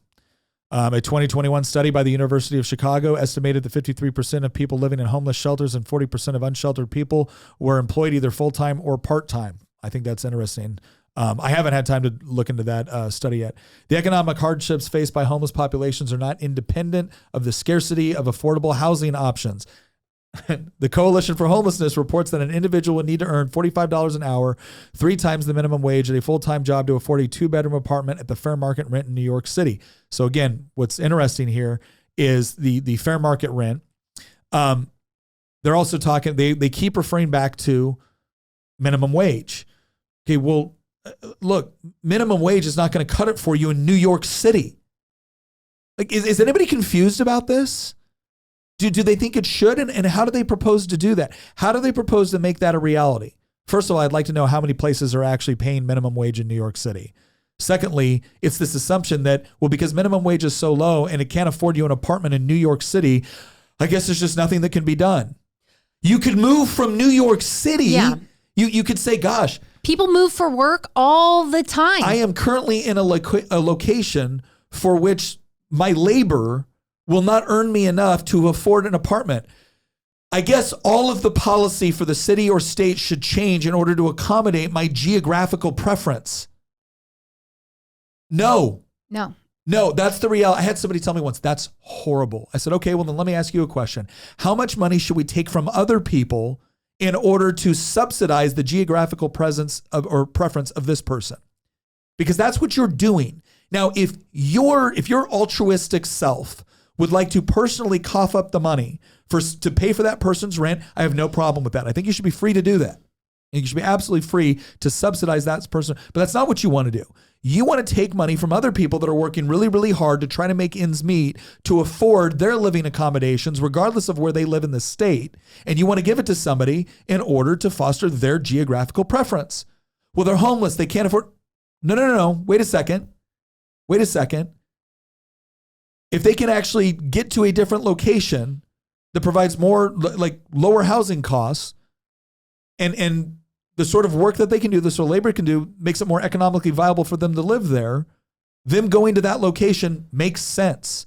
Because as you pointed out, people move all the time for work. Yeah, we did multiple times. Okay, so what's another? So obviously the economic side, I think that's one that we all kind of, we understand that's an issue. The problem is again, they say to things like, in addition to low wages and lack of affordable housing, unemployment can make individuals and families susceptible to homelessness. One such example is Back on My Feet alum Dexter, who immigrated to the U.S. to escape persecution and then became injured on a job site, leaving him unable to work or afford rent. Another example is Myrna, who lost everything due to a divorce and the expenses incurred by having 3 children with disabilities. Can I just say something right here? There's a couple things in here that I find interesting, right? Again, if you look at the person, it's always somebody got hurt on a job site, or somebody got divorced and left with the expenses incurred by having 3 children with disabilities. You're honestly telling me, like, I'm sorry, I'm a legislator. I know the programs that are available for all of this. This idea that when something like this happens, people are just fed to the wolves and there's nothing available for them. It's not true. It is not true. So what's the next one? Substance abuse. Substance abuse is a complex issue, often intertwined with homelessness. The National Coalition for Homeless states that 38% of homeless people were dependent on alcohol and 25% abused other drugs. Mental health challenges, like substance abuse, mental health problems can contribute to homelessness or arise because of homelessness. According to the National Alliance to End Homelessness, on a given night in 2022, 21% of the homeless population reported having a serious mental illness. Family and relationship conflicts, breakdowns within families and relationships can also precipitate homelessness. Doubling up or sharing housing with other non-related families is one circumstance that can lead to such interpersonal conflicts. And then they have things like societal barriers and limited access to services. Some individuals find themselves homeless due to a lack of access to essential services, including healthcare, mental health treatment, and addiction support. The absence of affordable or readily available services hampers their ability to address the underlying issues that fuel homelessness. So again, what's the solution? The solution is more programs. The solution is more programs. Oh my gosh. I mean, just reading this, it's obvious the ideological bent. We have not done enough to talk about the link between left-wing policies and NGO grifting and how it's used as a patronage network for left-wing activists, where you're funneling taxpayer money to the very activist class that then pushes for more money to be funneled to them. And it's all, again, it's all under the guise of compassion. It's all under the guise of not being judgmental, of pushing back against stereotypes or pushing back against bigotry or racism or sexism or any other ism that's out there. And remember when I said earlier that, like, I guarantee you this is going to be somehow connected to the left-wing omni-cause, that there's going to be, it's going to be like, homelessness is a, trans rights issue. Well, here it is, right? I mean, of course, they have to bring it up in here. Under the family and relationship conflicts that then talk about LGBTQIA+. We're starting to go full Canada here. We're adding letters to the alphabet. LGBTQIA+ youth and adults are often a target of domestic violence and abuse as well. Who's abusing them? That's an unwelcomed question for many people, but it's one that I think needs to be asked. And then it goes on to say, the Bureau of Justice Statistics show that, quote, the rate of violent victimization of lesbian and gay persons was more than 2 times the rate for straight persons. Who's abusing them? Because one of the details people never like within crime statistics is that oftentimes people are being abused within the groups that they occupy. Like there's not a great deal of crime crossover when it comes to like race. And again, it's one of those things they don't want to hear. They want to hear that, well, these people are disproportionately affected. Okay. Before you tell me who the victim is, I want you to also, or when you tell me who the victim is, I also want you to tell me who the perpetrator is. Because something tells me that half of the statistic is not going to be as conducive to your overall narrative. Let's look at another article here. I want to bring this one up. This is Gavin Newsom, who vowed a 10-year strategy. Gavin Newsom intends to aggressively make homelessness his administration's #1 priority, and his first moves will include creating a 10-year plan for ending chronic homelessness and going after tens of millions of new dollars in federal funding. In an interview with the Chronicle, 2003. Oh, thanks for giving it away. Thanks for getting it away. I was setting up the punchline, and Christian's like, "Hey Nick, did you know this was 2003?" I did. I did know it was 2003. I was going to reveal that in just a moment, but anyway. In an interview with the Chronicle, Newsom said he also plans to create within 6 months about 550 units of new supportive housing for troubled homeless people, and to make city agencies collect numbers on exactly how many homeless are getting which services so we can better determine what the most pressing needs are. I recognize that I'm setting myself up. I'm not naive to that, Newsom said in the Friday interview. I don't want to overpromise, but I also don't want to underdeliver. I want to hit the ground running. By creating a 10-year plan to end chronic homelessness, he said the city will be able to compete for special funding that the federal government intends to make available in the coming year to cities with such plans. This will be particularly crucial considering that the city and state both face severe budget shortfalls. This was made in 2003 when Gavin Newsom was the mayor of San Francisco. And I got to tell you, 10 years later in 2013, homelessness was solved in San Francisco, completely solved. There was not a single chronic oh, wait, no, that's not true. You mean San Francisco over the last 11 years still has homeless people? Oh my gosh. And here we are in 2024, and it turns out homelessness in San Francisco is still a major problem. And apparently he's exported the problem to the rest of the state. Apparently the state was so impressed with what Gavin Newsom did in San Francisco that they said, could you do it to the rest of the state? And Gav was like, sure can. Oh my gosh. So let's look at this. So that was 2003. Let's go to today. Governor Newsom announces homelessness funding, calls for greater accountability. This is from gov.california.gov. What you need to know. Governor Gavin Newsom today held a virtual press conference announcing that nearly $200 million in new state funds to help people move out of encampments and into housing. Along with this announcement, the governor also announced new measures that will increase oversight of state homelessness funding to ensure accountability by local jurisdictions. Wait a second. I thought he was already doing that in 2003. Wasn't he going to ensure that he got all the data on how this money was being spent in San Francisco so that he could... I'm willing to bet that most, if not all of that 200 million has gone to NGOs like the kind that you were reading through earlier in this podcast. Well, we actually have it. So we're going to go ahead and look at, we got another article here, and this has to do with, this is California. Let me see if I can get it here. calmatters.org. California homelessness. Where are the state's billions going? Here's the new best answer. This is from February of 2023. Okay. In summary, for the first time, a new state report offers a bird's eye view of how much the state has spent to halt homelessness. Nearly $10 billion over 3 years. Of the 500,000 Californians who made use of those numbers, more than 40% ended up housed. Okay. Which also means the majority did not, or the state lost track of their whereabouts. In Sacramento, there's a word that keeps popping up around discussions about the state's homelessness crisis: accountability. Governor Gavin Newsom has scolded cities and counties for failing to get more people off the street, hundreds of millions in state spending notwithstanding. Californians deserve accountability and results, not settling for the status quo. Governor Newsom, you are the status quo. Like, do you get that at this point? You were promising to end this in one city in 2003. And I think we all would have understood if you didn't completely end it, but you certainly didn't get the results you promised there, and you're not getting it from the state because this is more about increasing power. In California, it's about increasing power in Sacramento into the hands of people like Gavin Newsom. They need to take more of your money so they can give it to more of the NGOs, which inevitably support, endorse, and campaign for them. Right. And that's how the cycle works. NGOs, can you say what that acronym Non-government organizations. Thank In you. this case, it's 501c3s. So let's look at another thing here. This is also from California Matters. This is in April, right? So that last article I just read from talking about the billions that's being spent. This is from April. California fails to track its homelessness spending or results. A new audit says. I am surprised by neither. All right, here we go. There is so little data available, it's impossible to even tell if several of California's largest homelessness programs are working, according to the statewide audit released Tuesday.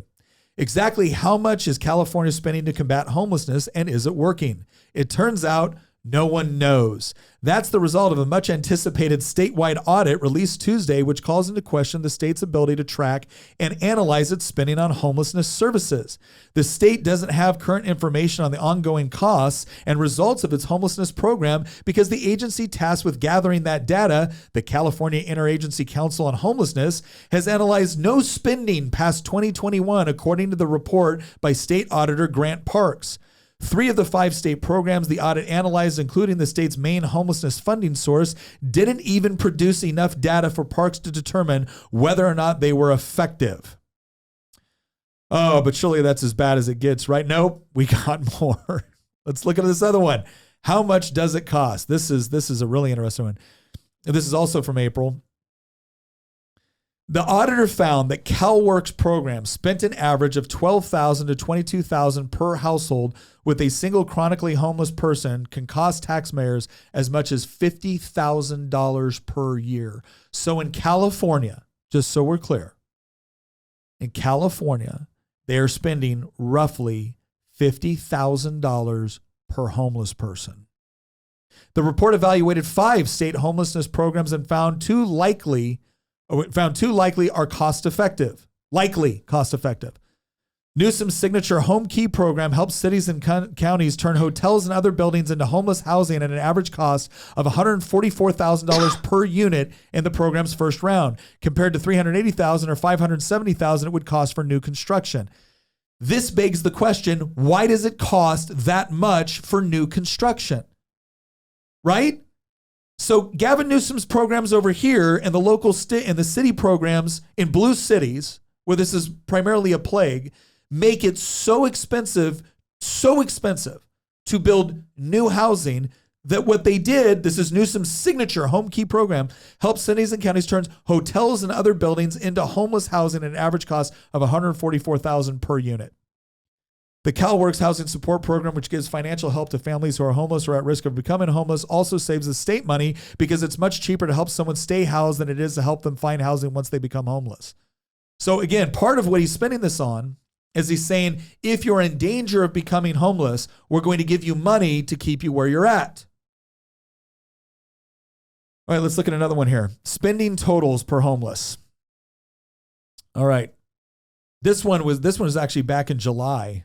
So in July, it was California put aside $7.2 billion to address homelessness in 2021 and 2022 state budget. Last year, there was an estimated 172,000 homeless statewide, which equates to spending nearly $42,000 per homeless person. So that number's gone up. That number's gone up since July of 2023. Spending of this magnitude, which only accounts for state money, is sufficient if it were applied effectively. The worsening crisis indicates that something is off with how the state spends its resources. This perspective is important in light of a comprehensive homeless survey by UC San Francisco.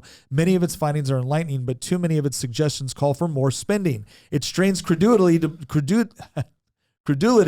believe that spending $42,000 per person is insufficient, but if bumped up to $45,000, all will be okay. California does not have the worst in the nation homelessness crisis because it spends too little. This is one of the things that I want to get to, because these are all articles based off of studies that were conducted either by the state or UC San Francisco, which shows that California is spending anywhere between $42,000 and $50,000 per homeless person. Now, keep in mind, there's also federal dollars that factor into that as well. So it's not just when you factor in federal dollars, it probably goes up. And yet, does anyone feel that California is on the cusp of solving the housing crisis?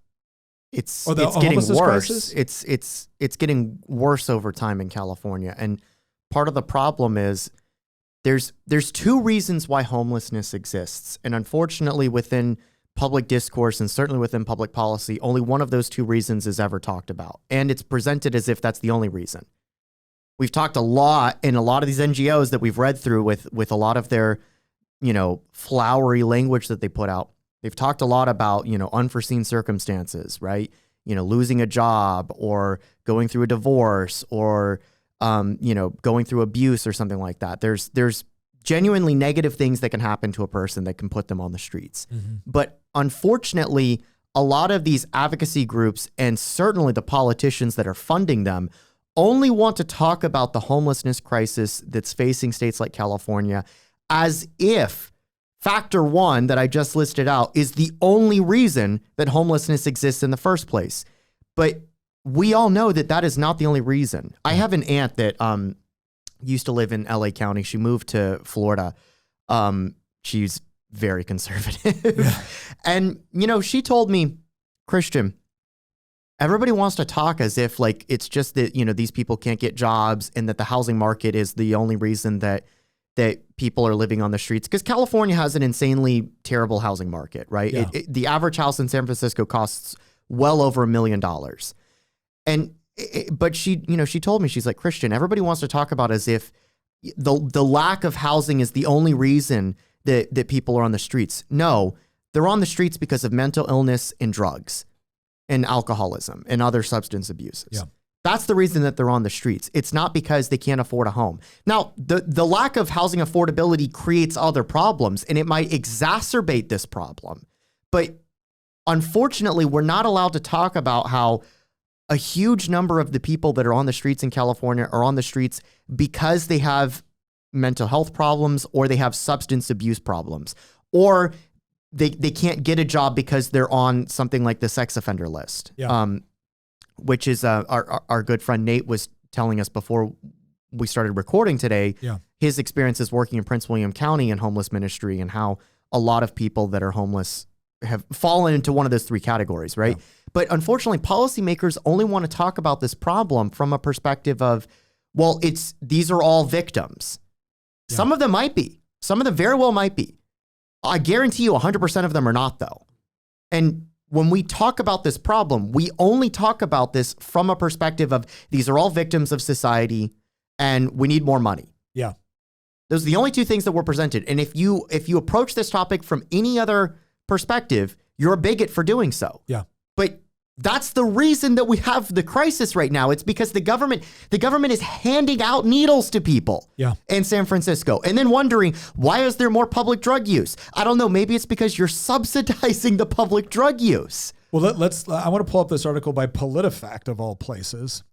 So this article by PolitiFact, it said, and this was talking about whether or not Gavin Newsom was solving homelessness in San Francisco. So Newsom was San Francisco's mayor from January 2004 to January 2011. He has served as the state's lieutenant governor for the past 7+ years. This is, again, an older article. For his part, Newsom has often pointed to his role in cutting San Francisco's street population by 40% during his time as mayor, adding his administration got 12,000 people off the street. His campaign has cited the 2009 San Francisco homeless count and survey to support that statement. We examined that claim in May and rated it half true. We found Newsom cherry-picked the time frame of his reduction, which took place from 2002 to 2009, 2 years before he became mayor to 2 years before he left that office. So he only picked the numbers 2 years before he left office. The street population went back up by 400 during his final 2 years, but even considering that uptick, the city's unsheltered total still decreased by 31% from 2002 to 2011. So that's the good news, right? Tracking San Francisco's overall homeless population. We also know that Newsom's statement does not reflect the slight increase in San Francisco's overall homeless population during his time as mayor. The first available report during his tenure from 2005 shows a total of 6,248. By January 2011, Newsom's final month in office, that number was 6,455. San Francisco's most recent overall count from June 2017 places that total at 7,499. That's 1,045 higher than Newsom's final month as mayor. So the problem is again, if the programs you're putting in place are not actually reducing it overall, if they're just slightly, let's say, preventing the increase from going as fast as it was, that's not exactly ending chronic homelessness, is it? And then if it gets better, and then if it gets even worse, because this is another thing politicians like to do. They like to put out programs, and then they will cherry pick and manipulate the statistics to get the best results they possibly can, right? And then when they leave and the problem increases, a lot of times it's not because they dealt with the fundamental issues of the problem. What happened is one mayor switches out their program with a different program, or they look at different stats in order to track what's going on. And all of this comes back to a very, very simple problem. This is what happens when the government's responsible for doing these things, because ultimately what they end up doing is sending a bunch of money to their buddies, to their allies, in order to deal with the problem. And the question is do the people spending this money have any sort of incentive to actually solve the problem, or do they have incentive to increasingly suggest to politicians that, oh, we need more funding. We're just another program away, just another funding away, just another budget cycle away, right? We're helping. It would be so much worse without us. That's one of the favorite lines of a politician. Oh my gosh, thank God we did this thing that didn't actually work, because it would have been so much worse if we hadn't done the thing that we promised you would work. Let's look at another article here. This one is from September of 2022, and it's from a site called LAmerican.com. Newsom promised in 2008 to fix homelessness. Instead, he made it worse. In December of 2008, he still looked young and not as controversial a political figure on the national level. He also enjoyed some popularity for being a progressive star on the rise, and he decided to launch a direct communication platform for California voters, YouTube. This was the then mayor of San Francisco, Gavin Newsom, who in 2008, using the crudest demagoguery, made a promise he never kept to end the homeless crisis in one of the Golden State's most populous city in 10 years. This is Gavin Newsom. We believe fundamentally that food solves hunger, that shelter solves sleep, and that housing solves homelessness. Sounds like Nina Turner. And if we are going to solve the problem of those that are on the street that we define as homeless, we better solve the housing problem if we're going to have an impact. That's why we established this framework, as we call it, in a 10-year plan to end chronic homelessness in San Francisco, Newsom said about almost 14 years ago in a video recently resurfaced on social media. Spoiler alert.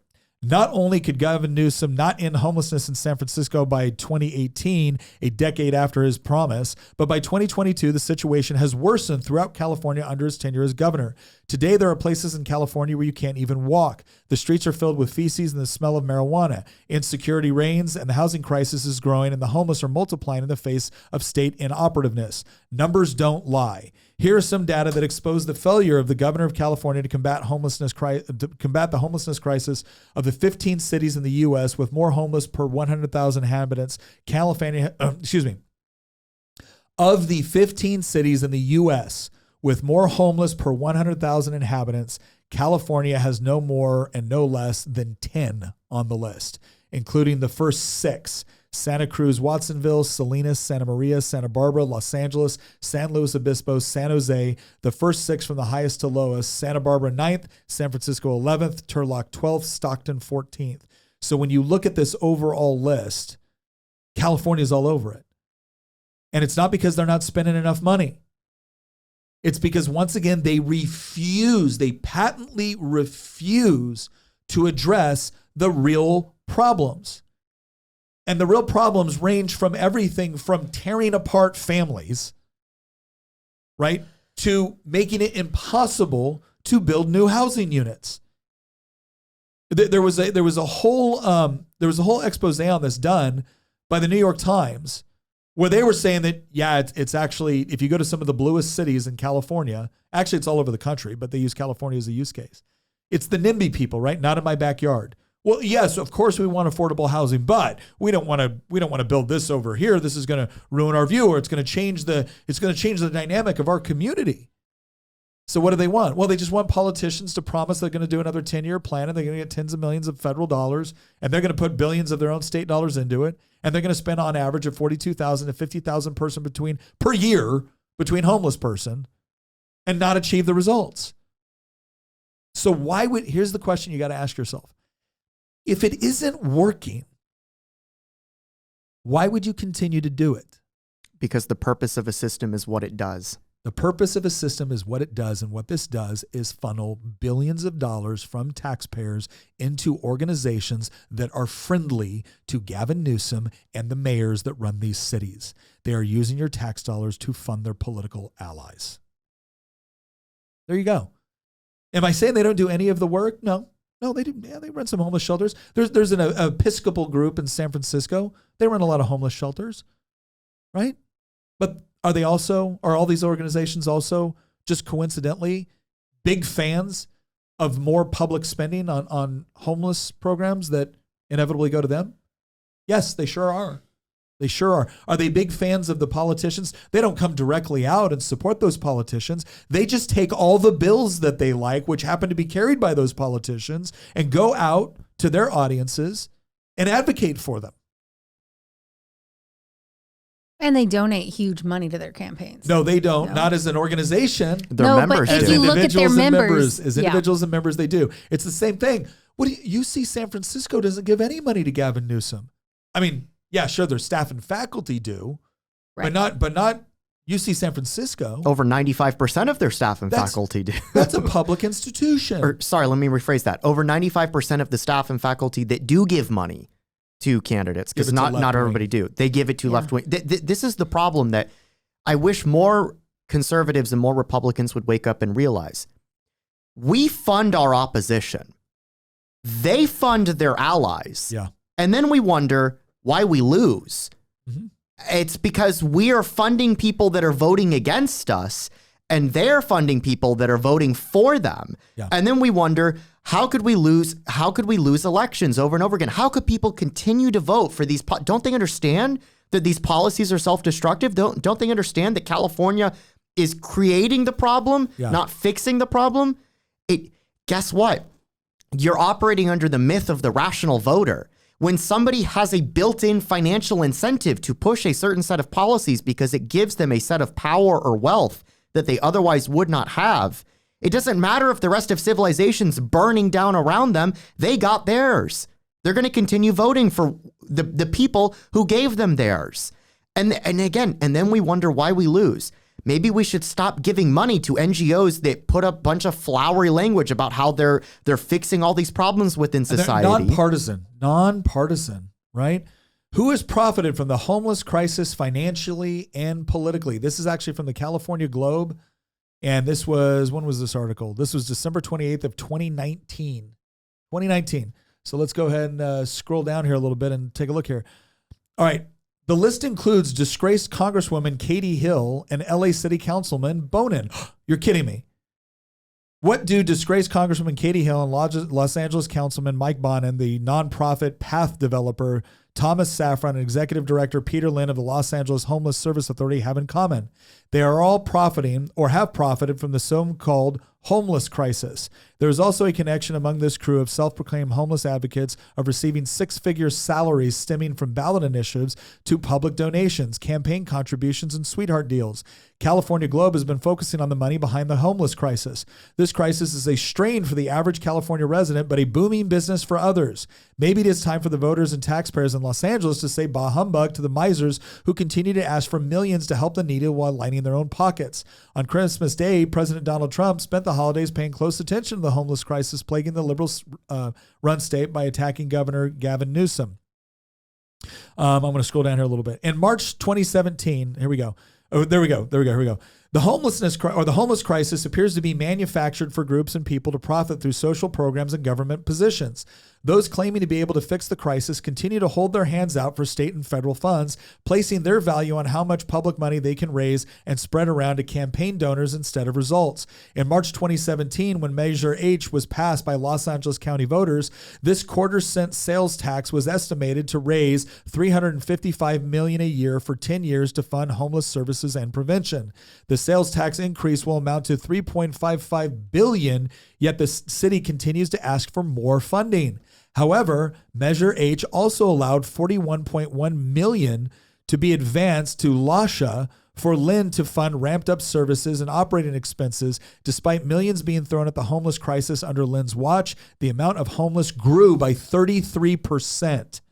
Lynn, who is stepping down at the end of December, has been making close to $250,000 a year for the last 5 years. I guarantee you that was not their only source of income. Columnist Brian Baker wrote against Measure H in a piece for The Signal, "When is enough? Because let's face it, when this program ends up not actually preventing homelessness, which is exactly how things will turn out, what do you think is going to happen? They're going to come back to the well to drink." Right? He's right. He's right. Every single thing that they always promise you, this one will be the one, this one will be the one, this one will be the one. And then what ends up happening? Millions, if not billions of dollars go to these organizations where you always have boards and people running the program making hundreds of thousands of dollars a year. They don't solve the problem. In fact, in many cases, the problem gets worse.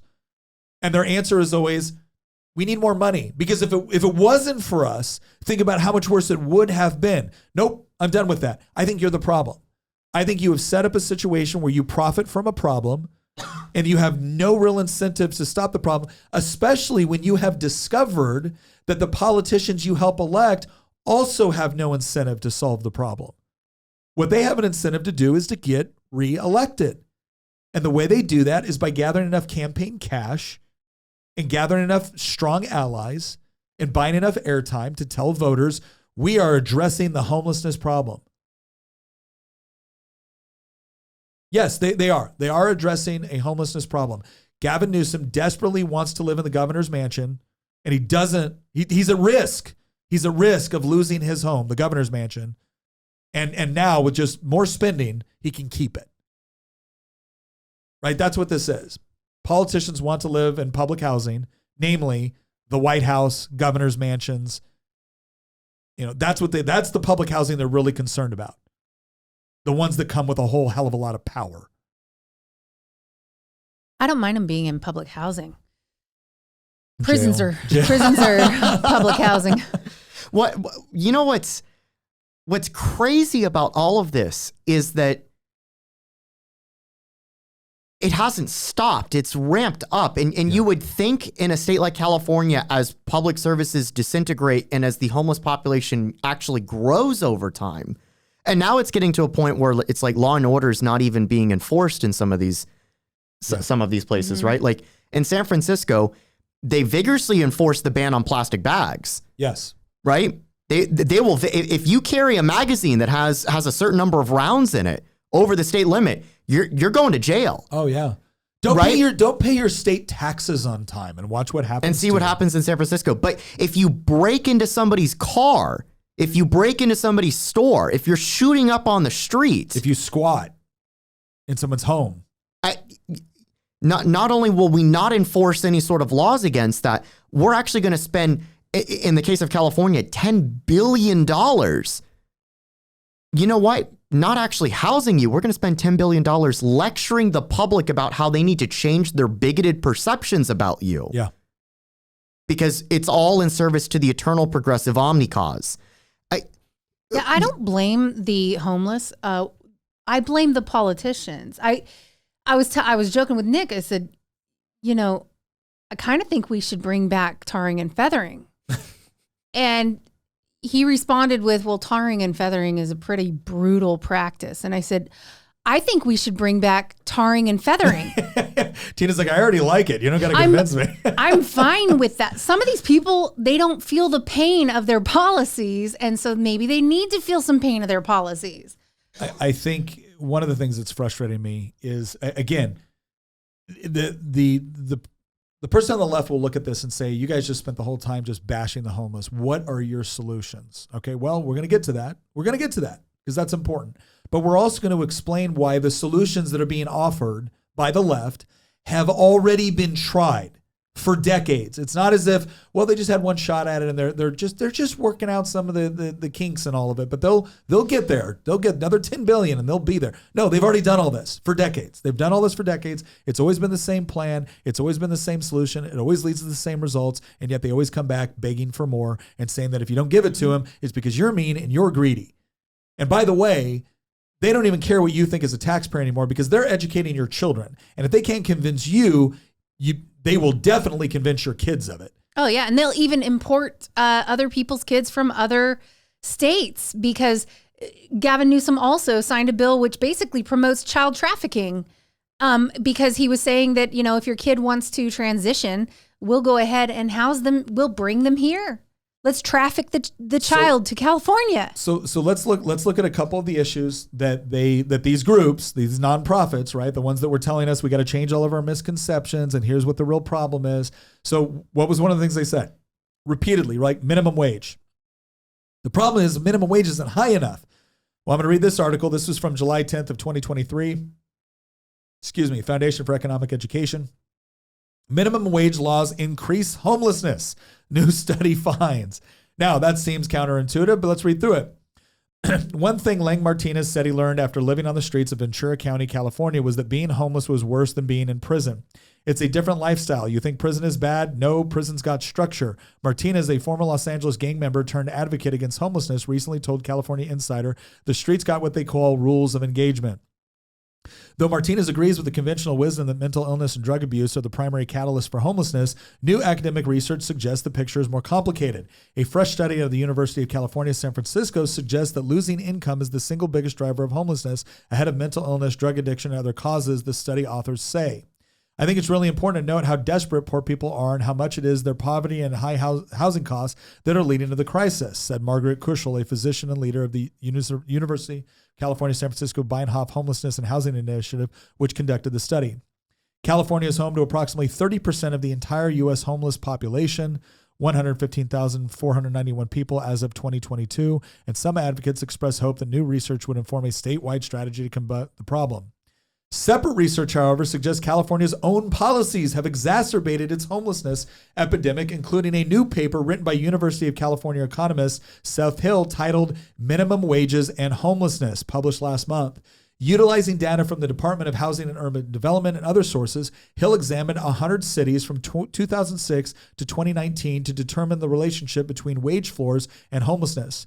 Merging administrative data from HUD to state and local minimum wage laws suggests that minimum wages induce increases in homeless counts, Hill writes. When cities raise their minimum wage by 10%, relative homeless counts increase by 3 to 4%. Hill's paper will not be the last word on the relationship between minimum wage laws and homelessness, but provides yet more evidence of a stubborn reality minimum wage proponents will often overlook. Minimum wage laws often harm the very people they are designed to help. Okay, let's explain this real quick. Because I want people to understand, not just from a study perspective or an academic perspective, but what is so often lost on a lot of studies, because going back before we said, there's 3 types of lies, damn lies, and statistics. You can essentially get a study to say whatever you want, provided that you use the statistics that you want, and then you come to certain conclusions about those statistics. The right can do it too, right? So let's look at it logically first.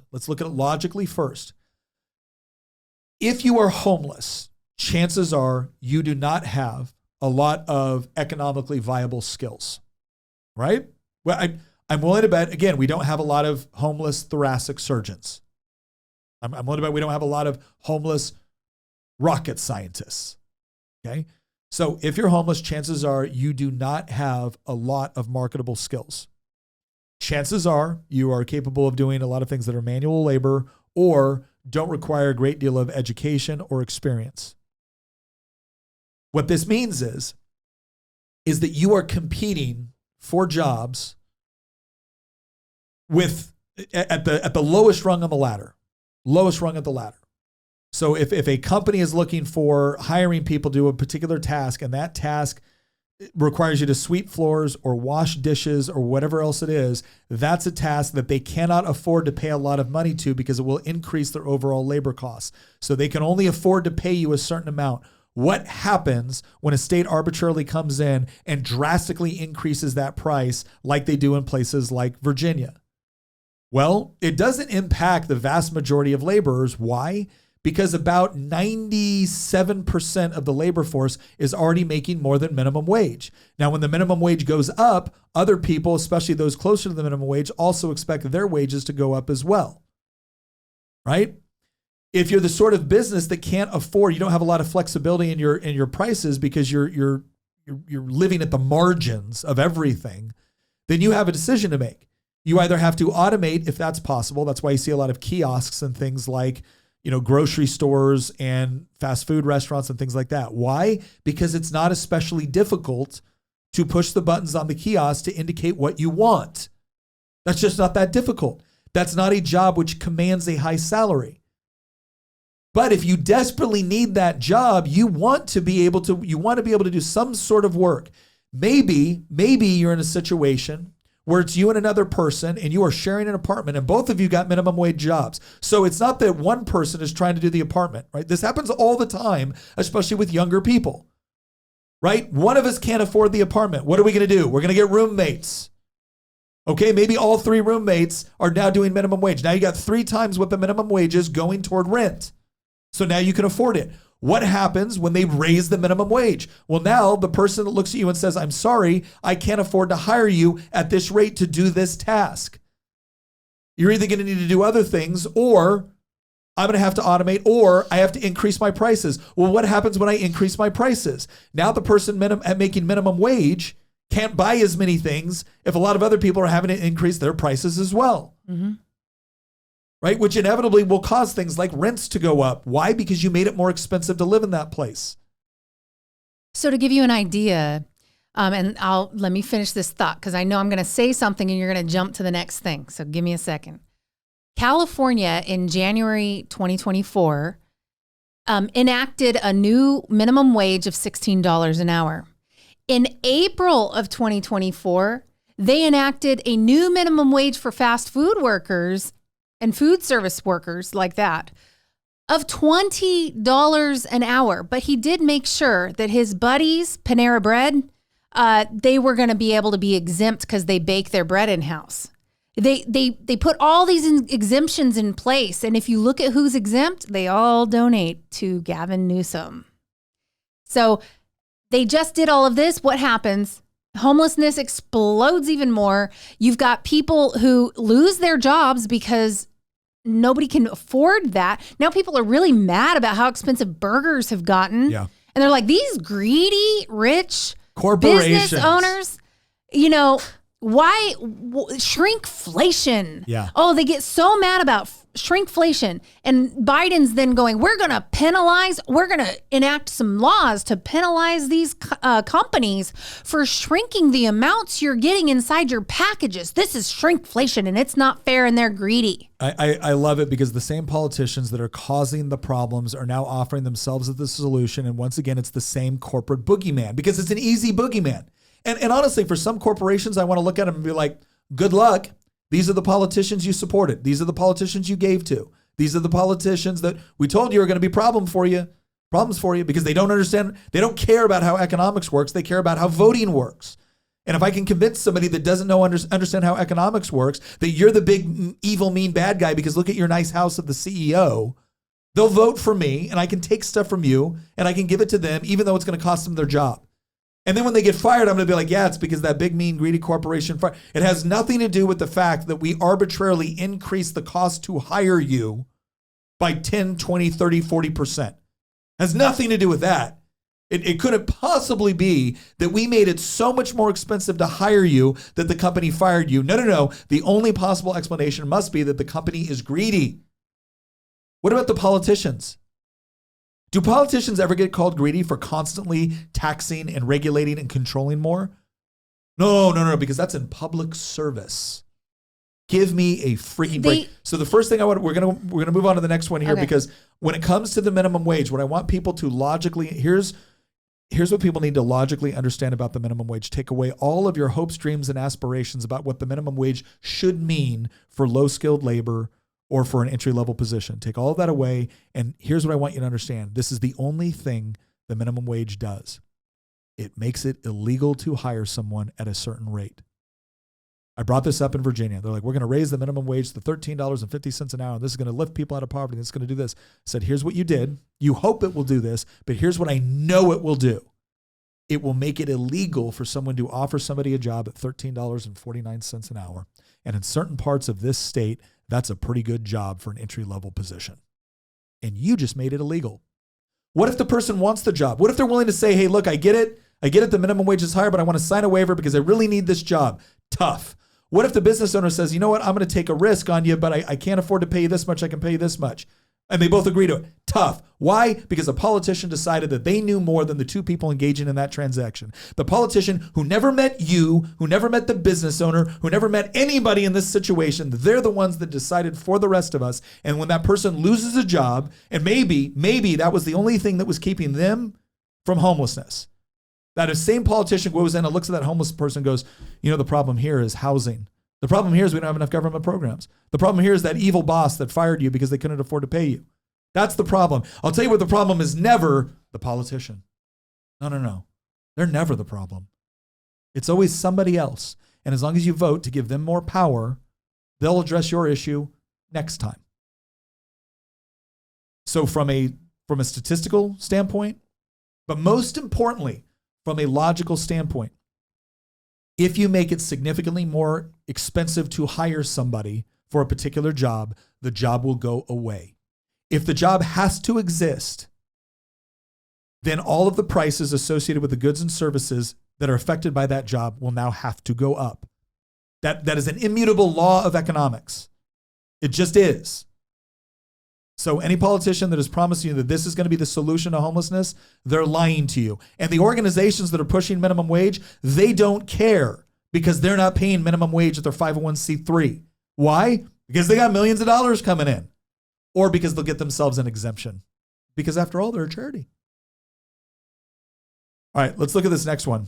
Because this one's also really important. What was the next thing they talked about? They talked about things like minimum wage and rent control.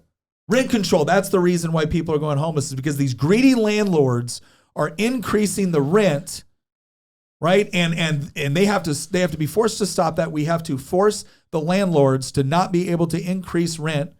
I'm not talking about increasing rent outside of contract, right? If you sign a contract for a year at a particular rate, you can't just raise that rate. That's a law. That's contract law. We support that. But if your contract's up and they decide to raise the rent, I get that might stink. I might not like that. We've had that before where our rent went up. But why did the rent go up? Well, Because the same politicians that are not allowing for the construction of new housing have just made all the existing housing more expensive.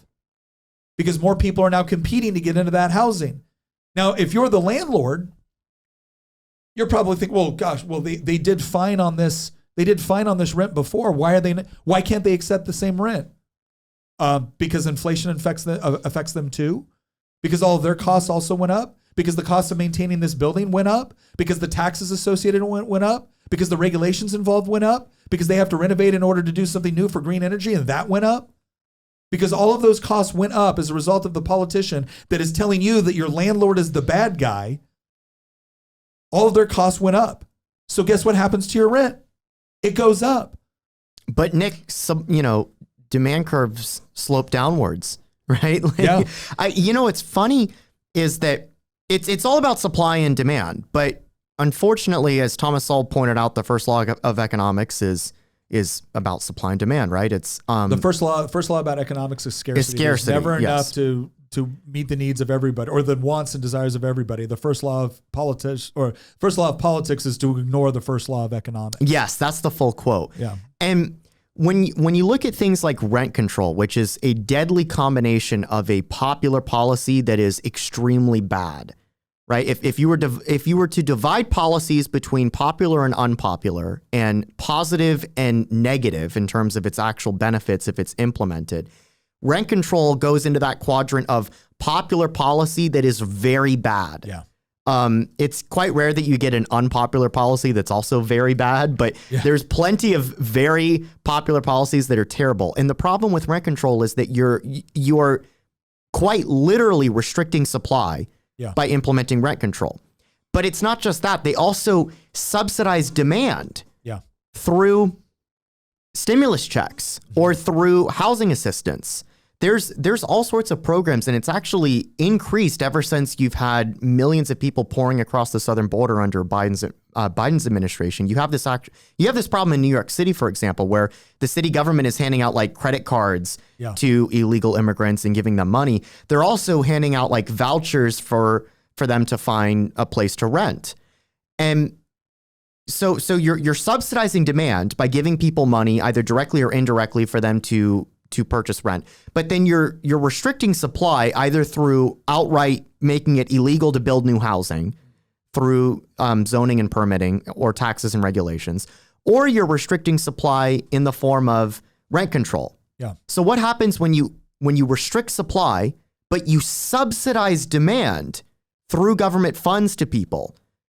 Well, you see rationing is ultimately what you see, because there's simply not enough supply, but there's a whole number of people now that have the means and resources and the desire to find, places to rent because they're being subsidized to do so. But you don't have the appropriate amount of supply in order to accommodate this new demand. What you end up having is prices go up, but then the government says, well, you're not allowed to increase prices. So now you've set a ceiling on what you can set prices, despite the fact that the government created the market pressure that sent the prices up in the first place. So now what do you do if you're a landlord? You Airbnb it out rather than you rent it out. And so then you get a crackdown on Airbnbs that you see in a lot of blue states and blue cities. This is also something that's happening in Europe. It's unfortunately, it's very popular in the UK and Ireland right now, where the same thing is taking place. And so then as the landlord, what do you do when you say, well, there's a cap on the rent and the government's now cracking down on Airbnbs. So now I'm just going to speculate in the real estate market and I'm going to flip it and sell it. Yeah. And then that drives up home prices. Yeah. Because now you have it's like the government is pushing its hand down on one scale within the economy, but then they don't understand that when their actions are artificially distorting market mechanisms in order to restrict supply or increase prices in one area, now what they're doing is that they're telling the market, you must operate in this area. Yeah. And so then the market operates in this area. And then we wonder why housing prices, particularly in places like New York City and California, are at effectively record high levels where most people can't afford it. And then we get these flowery articles. I keep saying flowery in this episode, but we keep getting all these articles from these left-wing NGOs talking about how, well, nobody can afford rent or nobody can afford a house in New York City unless they're making X amount of money. Yeah, it's because your policies made it illegal to build, made it not economical to rent, and then you outlawed things like short-term rentals, and so now you're incentivizing people to just go into the housing market and flip things and sell them for a higher cost than what they originally bought at, and so now you're driving up the cost because of your policies. Well, the left expects people to operate at a loss in order to facilitate their preferred political policies, and when it turns out people don't do that, they look for ways to work around it so they can operate at a profit or at least break even. Then all of a sudden the policies fail. And so what does the left do? They come back with additional policies. Inevitably, what the left ends up always figuring out at some point is the real problem is people. People don't respond the way they think they should respond to left-wing policies. And that's why people always end up being the ones that suffer the most, because they end up getting put in jail or having their property confiscated or lined up against a wall. And people are like, well, that's extreme. I am telling you, if you give the left enough control over the economy and enough control over government, that is always the conclusion they come to. Like, go look at the Soviet Union. Go look at Maoist China. China came to the conclusion that the problem is people. The problem is their people. That's why they forced a one-child policy. That's why they constantly monitor their citizens. That's why they constantly jail people that don't think the way they think that they should. Because the problem is not their policies failing. No. The problem is the people never lived up to the high aspirations that those politicians had for them. And at the end of the day, they always end up turning on people because, God forbid, they actually change the way they think about things. And this is where we're at. And another example. So rent control, again, let's think about this logically, right? The superficial understanding is rent is too dang high. Let's just set a cap at it, okay? But if the cost of the housing, if the cost of the maintenance, if the cost of everything else around the economy is going up and rents are not allowed to go up as well, then what do people eventually do? Well, the landlord is going to look for one of two options. They're either going to look for government subsidies. The landlords will actively work to try to restrict other growth, so they can try to get subsidies to justify the additional rent costs, or they become slumlords. They stop fixing the plumbing. They stop fixing the AC. They stop fixing those things. Why? Because the money's not in it. Yeah, they can't afford it. It doesn't support the upkeep. And I saw this last year as politicians go, we're not going after good landlords. We're going after slumlords. Why'd they become slumlords? Mm-hmm. Now, are there such a thing as landlords that are just horrible human beings? Sure. You'll find horrible human beings in every walk of life, to include politics. Yeah. But no, the assumption is that, well, if that building is dilapidated and it's fallen into disrepair, then the problem is the landlord. And I want to give an example of this. We did a whole Y-minute on this, on rent control. And the reason why this story was so compelling was because an advocate, a disciple of Saul Alinsky, who was a huge, progressive community organizer. He wrote Rules for Radicals, dedicated it to Satan, right? One of the things that they love to do is they love to organize renters against the landlord. And it was always about making demands for repairs or making demands for rent or whatever it was. And so there was this one incident, I think it was in Chicago. Again, you can go check out the Y-minute on rent control. And the attorney for all of the renters gathers in the lobby, and he hears from the attorney from the landlord. And the landlord says, I want to meet with the tenants. I'm willing to give them an offer in order to settle all of these grievances. And so they said, okay. And they all meet together and all the tenants are there, and the landlord shows up, and the landlord attorney steps forward and says, before we get started on all the grievances, I want you to know that my client is willing to sell the property to the tenants for $1. And all the tenants start cheering, and the attorney for the tenants all of a sudden is like, what is going on? And that's when the realization came into play. It's like, because the attorney got it, right? The attorney for the tenants, the one that had riled them up, the one that had done all the community organizing, he realized that, wait a second, if this guy is willing to give us this building, which presumably is worth a whole hell of a lot more than $1, right? Just based off of the materials and the location and everything else. If he's willing to get us for $1, there is a reason. What is it? And it's not because it's tax exempt. What is it? Oh, it's because the government and your politicians and your policies have made it so expensive to maintain and run this building that it would be cheaper for me to offload it than it would be to incur the additional expense. So your tenants are about to find out how much damage you've really done on their behalf. Here you go, $1, it's all yours. Sign here. And that's when they realize, oh, we might have a problem. Yes, you do. Yes, you do, because economic reality is reality. And the number of politicians I come face to face with are like, this isn't about economics. This is about people. I got news for you. Economics is about people. And if you don't understand how economics works and you try to force feed your vision of how it should work, people will get hurt in the process. The first people to get hurt, the first people to get really hurt, will be the ones that you think are standing in the way of the reality you wish existed. The second people to get hurt will be all the people you used to punish those people. Every single time. So rent control doesn't work because, again, logically, if you are forcing rent below what the market rate actually is for that, you're going to encourage slumlords. You're going to encourage abandonment because it no longer makes sense. People build homes to be able to sell them. People rent property to be able to make money off of renting the property, right? Mm-hmm. And if you no longer make it profitable, people won't build and people won't rent, and then you end up with a lot of people that can't afford it. Can't afford anything at this point. And that leads us to the second thing, right? Which is this whole idea of, well, the solution to homelessness is houses. Like Gavin Newsom said it himself. Solution to homelessness is more housing. Okay, Gav, what'd you do to make sure that happened? Oh, you did it. And we know because here's the record right here. This is from an article in 2020. California has more homeless people than any other state, with large homeless tent camps occupying the sidewalks of many of its streets. California also has the second most expensive housing of all states, lagging only behind Hawaii. Writing at the Washington Examiner, Timothy P. Carney wonders to what extent the state's government regulatory environment is contributing to both problems. And then he goes into the article. Land use regulations make housing more expensive. The Los Angeles metro area ranks as the 15th most restrictive in land use regulation. People who own homes in housing restricted places often don't want to deregulate.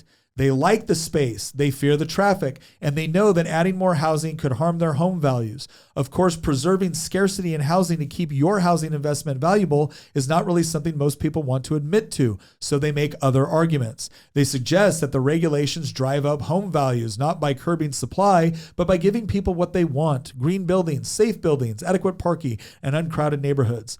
But the one study that has looked into this finds that more than 90% of the price effect of regulation comes not from making the homes more desirable, but from limiting supply. So regulation is affecting the market mostly by preventing homes from being built. Wait a second, just one more thing.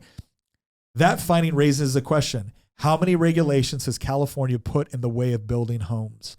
According to QuantGov last year, the state government of California imposed on businesses and residents a total of 503,000 restrictions, as defined by the number of times that words like must, shall, required, prohibited, or may not appear within the online version of the California Code of Regulations.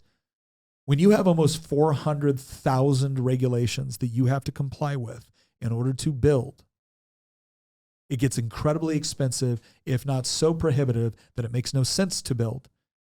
And yet, I sit there in the Virginia General Assembly as left-wing politician after left-wing politician talks about the housing crisis, talks about we got to do more, and then simultaneously votes for more prevailing wage laws with respect to construction, votes for more green spaces within construction, votes for more trees required within construction.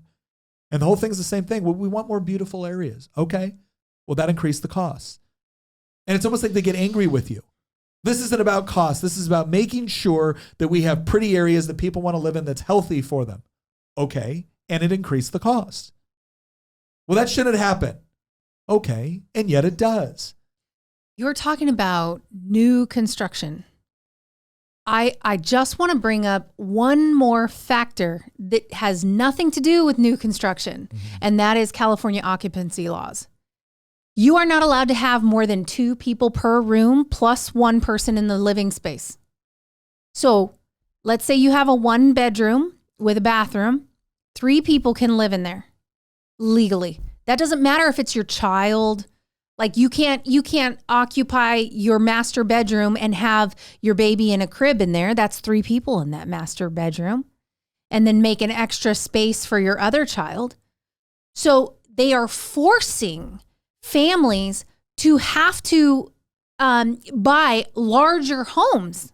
So we could solve the housing crisis just like that. If we adjust the occupancy laws, more people could fit. In fact, in the old days, you would have like a one-room cottage and a whole family of 10 living in there. Yeah. I mean, it's not comfortable, but you're housed. Yeah. Is the alternative better? Is the alternative to be homeless? And so that's another reason. That's the reason why they need so many houses, because there's a lot of square footage available for people to live in. When they keep advocating for an ideal without recognizing that there's a cost associated with it. And whenever you point out the cost, you're mean, you're greedy, or you're focused on economics, not people. You're focused on profit, not people. No, we're focused on the practical reality of what it costs to actually do something. Mm-hmm. But there is no free lunch. Somebody somewhere is paying for what it is that you're trying to do. And if the cost means that more people are homeless, or if the cost means that more people can't have access to a safe shelter, even if it's one that none of us might consider ideal, is it better than the alternative? If the answer is yes, then why are you doing this? And it's again, in large part, it's because they're protected from the consequences of their actions. They're protected from it. Or they'll find enough people that benefit from it. Because let's face it, yes, if you raise the minimum wage, if you're making minimum wage today, right, you and your buddy, and your wage goes up by 30%, and you keep your job, then on some level, you're going to be like, I'm better off as a result of this policy works for you. It didn't work for your buddy that got fired from the job. It didn't work for the business owner whose labor costs just went up exponentially. And then inevitably, when you come back and you go over to the movie theater, or you go buy a burger, or you go get a cup of coffee, and it's 30 cents more or 50 cents more or $1 more, you're going to sit there and be like, this isn't fair. Oh, so it was fair to arbitrarily increase your wage, but it wasn't fair to increase the cost of something because of your wage. This is clown world. This is clown world. It is absurd, and I'm tired of pretending that it isn't. And I'm tired of pretending that the people that scream the loudest about how nice and altruistic they are, that I'm supposed to care. You know, that viral feeling you get when you see somebody suffering, there's two ways you can react to that, right? That visceral reaction you get to watching somebody suffering, to somebody see somebody who's homeless. The first reaction is to say, somebody should do something, and then demand that a politician go do something. I don't care. Do something right away. Why? Because I feel bad and I don't want to feel bad. And your job is to make sure I don't feel bad about the thing I'm seeing. The other reaction is to actually understand, why is this situation taking place? Why is this happening? How do we alleviate the underlying things in order to make sure that this doesn't happen? And here's the inevitable conclusion you will come to if you want to be intellectually honest about the world. And that is, some people just need a little bit of help. Just need a little bit of help. But it will always be better if they get it from somebody that truly cares about them, as opposed to a faceless government program that is inevitably either going to want to increase its own importance, existence, and budget, or the 501c3s that are politically connected that increase and benefit as a result.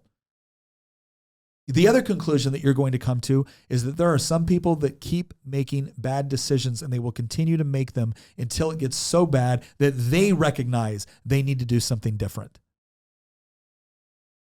But I don't see a path forward when we tell people none of this is your fault. You're not allowed to feel bad about any of the decisions you made. We as a society have to feel bad about what has happened. And we're responsible. Everyone's responsible except for the person that the thing is actually happening to. In what world, in what universe is that empowering? And yet here we are. Now, let's look at something that actually seems to be working. There's this group called, this is out of Austin. There's this group called Mobile Loaves and Fishes. Now, I'm not suggesting that this would work every single place it's tried, but what have these guys done that is different? Well, Mobile Loaves and Fishes is a Christian organization. And what they started off doing was just going around and ministering and providing food and helping homeless people. And one of the things that they recognized there was a substance abuse problem. They recognized that there was problems with respect sometimes to criminal past. They recognized that there was problems with respect to the breakdown of the family. What they eventually grew into, and this is really cool, They have this one area that they bought in conjunction with people that were willing to help them, willing to assist them. It goes, today, Community First Village occupies 51 acres on Hog Eye Road in northeast Travis County. It is currently home to more than 370 formerly homeless neighbors and will soon provide housing and community for just more than 500 of our friends who struggle to survive on the streets of Austin. Shared spaces create connections. The village has been intentionally designed to encourage community.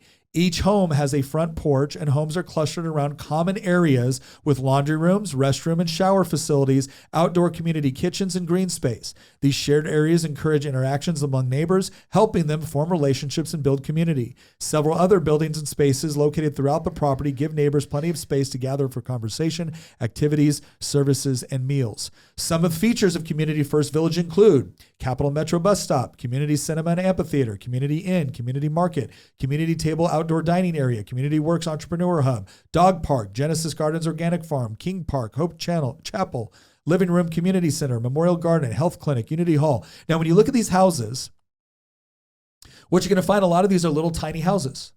They're little tiny houses, right? They may have, I'm not even sure what sort of facilities they have within the house. Some of them I think are just a place to stay. Because again, they have communal kitchens, they have communal washing areas. Now, is that ideal for a family of 4? No, probably not. Right? But it's ideal for 370 people who are living here. Now, a lot of these homes right here, these tiny homes, they're safe, they're secure. Are they one you'd want to live in? Probably not. Because guess what? This isn't supposed to be the ideal. This is what you do when you're dealing with a crisis and you're trying to help somebody build back from the bottom. Right. You don't typically go from the bottom to a 3-bedroom, 2-bath home. That's not typically what happens. You build from the bottom to something like this, where now you have something that you have a little bit of ownership in. You're not raising a family in it, but you have a little bit of ownership in it.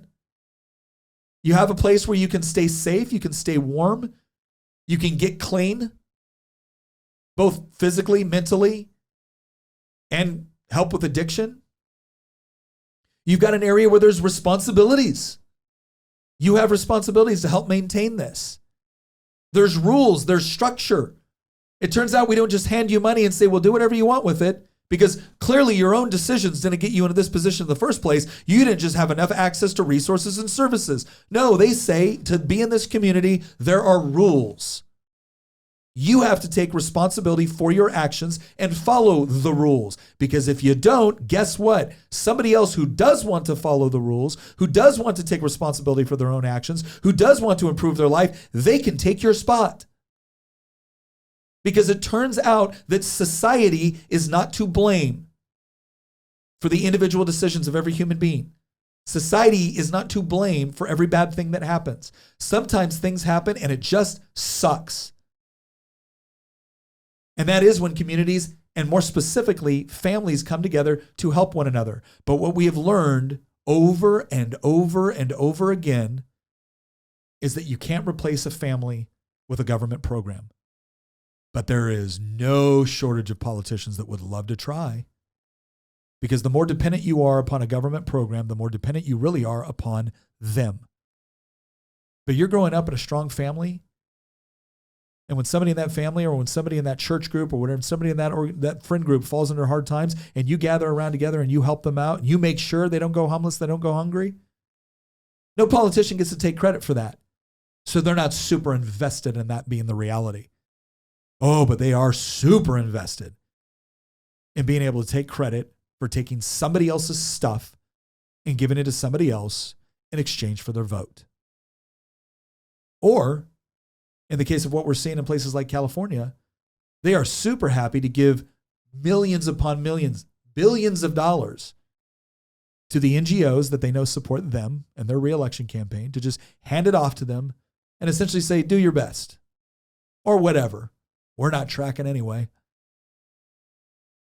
Because it doesn't matter at election time when people are wondering, why is this homeless encampment outside of my elementary school? And they don't have time to actually dig into all of the reports and all of the studies in order to find out what's actually happening. That's fine. The governor of California can go to the same universities who are completely dependent on state funding that Governor Newsom gets to sign off on and say, I need a study, and I need the study to show the right things. You think that's a hard thing to do? You think that's a hard thing to do for the guy that signs the budget? This one must have slipped through the cracks because it actually revealed that they're not doing their job in tracking how the money is being spent or what the sort of results are. And yet you have this little community started by a pastor in a church and a ministry that has probably done far more with far less federal and state funding, with far more community investment in order to achieve something that attains results. And I guarantee you a 501c would look at something like this and be like, that's horrible. They don't even have a bathroom in their own house. That's horrible. They have to go to a community kitchen. They should be able to have their own. That's horrible. They don't have access to all the services we think they should. I don't know. This community seems to be working. Well, but we have a study that shows what they really need. I don't care. I don't care anymore. I don't care what your studies show. I don't care what your experts say. I don't care what your politically connected 501c3s say. These guys seem to be doing something that actually works. And it's built around structure and accountability. And yes, charity, which is very, very different. The government does not engage in charity. The government engages in wealth redistribution. They take it from somebody that has earned it and they give it to somebody that did not. That's it. And that doesn't breed community, it breeds entitlement. How do we know? $10 billion later in California, and we're looking at a situation that's getting increasingly worse for everybody except the people that got a hold of the money first. So here's what I'm going to say. If we really want to address homelessness, wherever it might be, within our own communities, or looking at wider problems, it's probably not going to come from politicians coming up with 5 or 10-year plans in order to justify more federal spending that they can put into the hands of people that are ideologically aligned with them. And past that, we're not really concerned about the results. It's probably going to come from, first and foremost, preventing homelessness in the first place. And how do you do that? You typically do it with strong families. I'm sorry, there's not a lot of kids that leave from strong family homes. Not a lot. It happens. But first and foremost, that's the first guard against homelessness. Mom, dad, stay together, work hard, raise your kids, teach them to be responsible, to take ownership over their own lives. Now, at some point, they're going to make their own decisions, and they may make bad ones. And it may be time for parents to step back in and help them or bring them back in. They may run away from you, and they may need to hit rock bottom before they realize that they need to actually change courses. Unfortunately, there's a whole lot of politicians and an entire homelessness industry which benefit from them never learning that lesson. They benefit from them having this sense of entitlement that the reason why they're in the situation they are has nothing to do with their own decision making.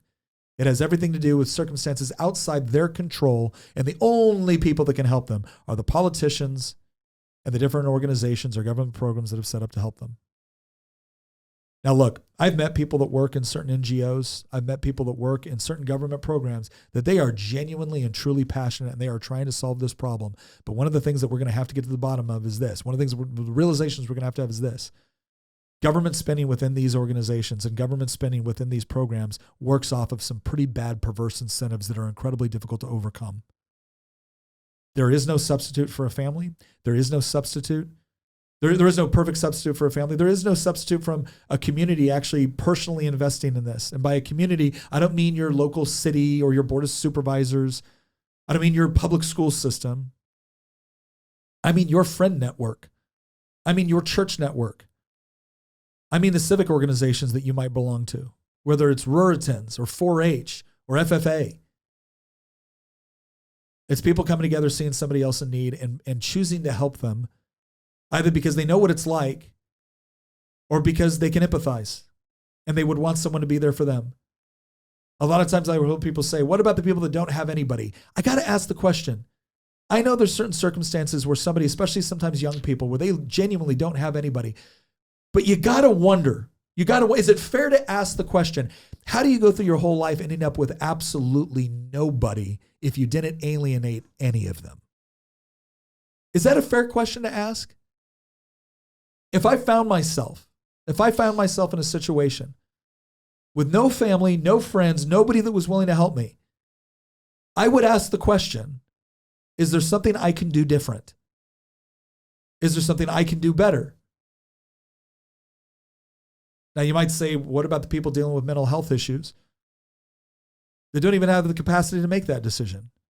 Are they unworthy of help? No, they need to be helped. But the question should still be asked, were there choices that were made to lead to those mental health issues? Because if we're not willing to ask those tough questions, if we think it's mean to ask those questions, here's a question: how do we prevent future people from making the same decisions? If we're unwilling to connect the bad results to bad decisions, how do we help other people avoid it? How do we empower people that are willing to actually make changes in their life if we're never willing to tell them, if you did this a little bit different, you might get a different result? There is nothing compassionate about enabling people to continue to make bad decisions which hurt them, their families, and their communities. I don't mean tough love in some sort of brutal sense, but sometimes tough love is letting people finally come to the realization that the good news is they can change their circumstances.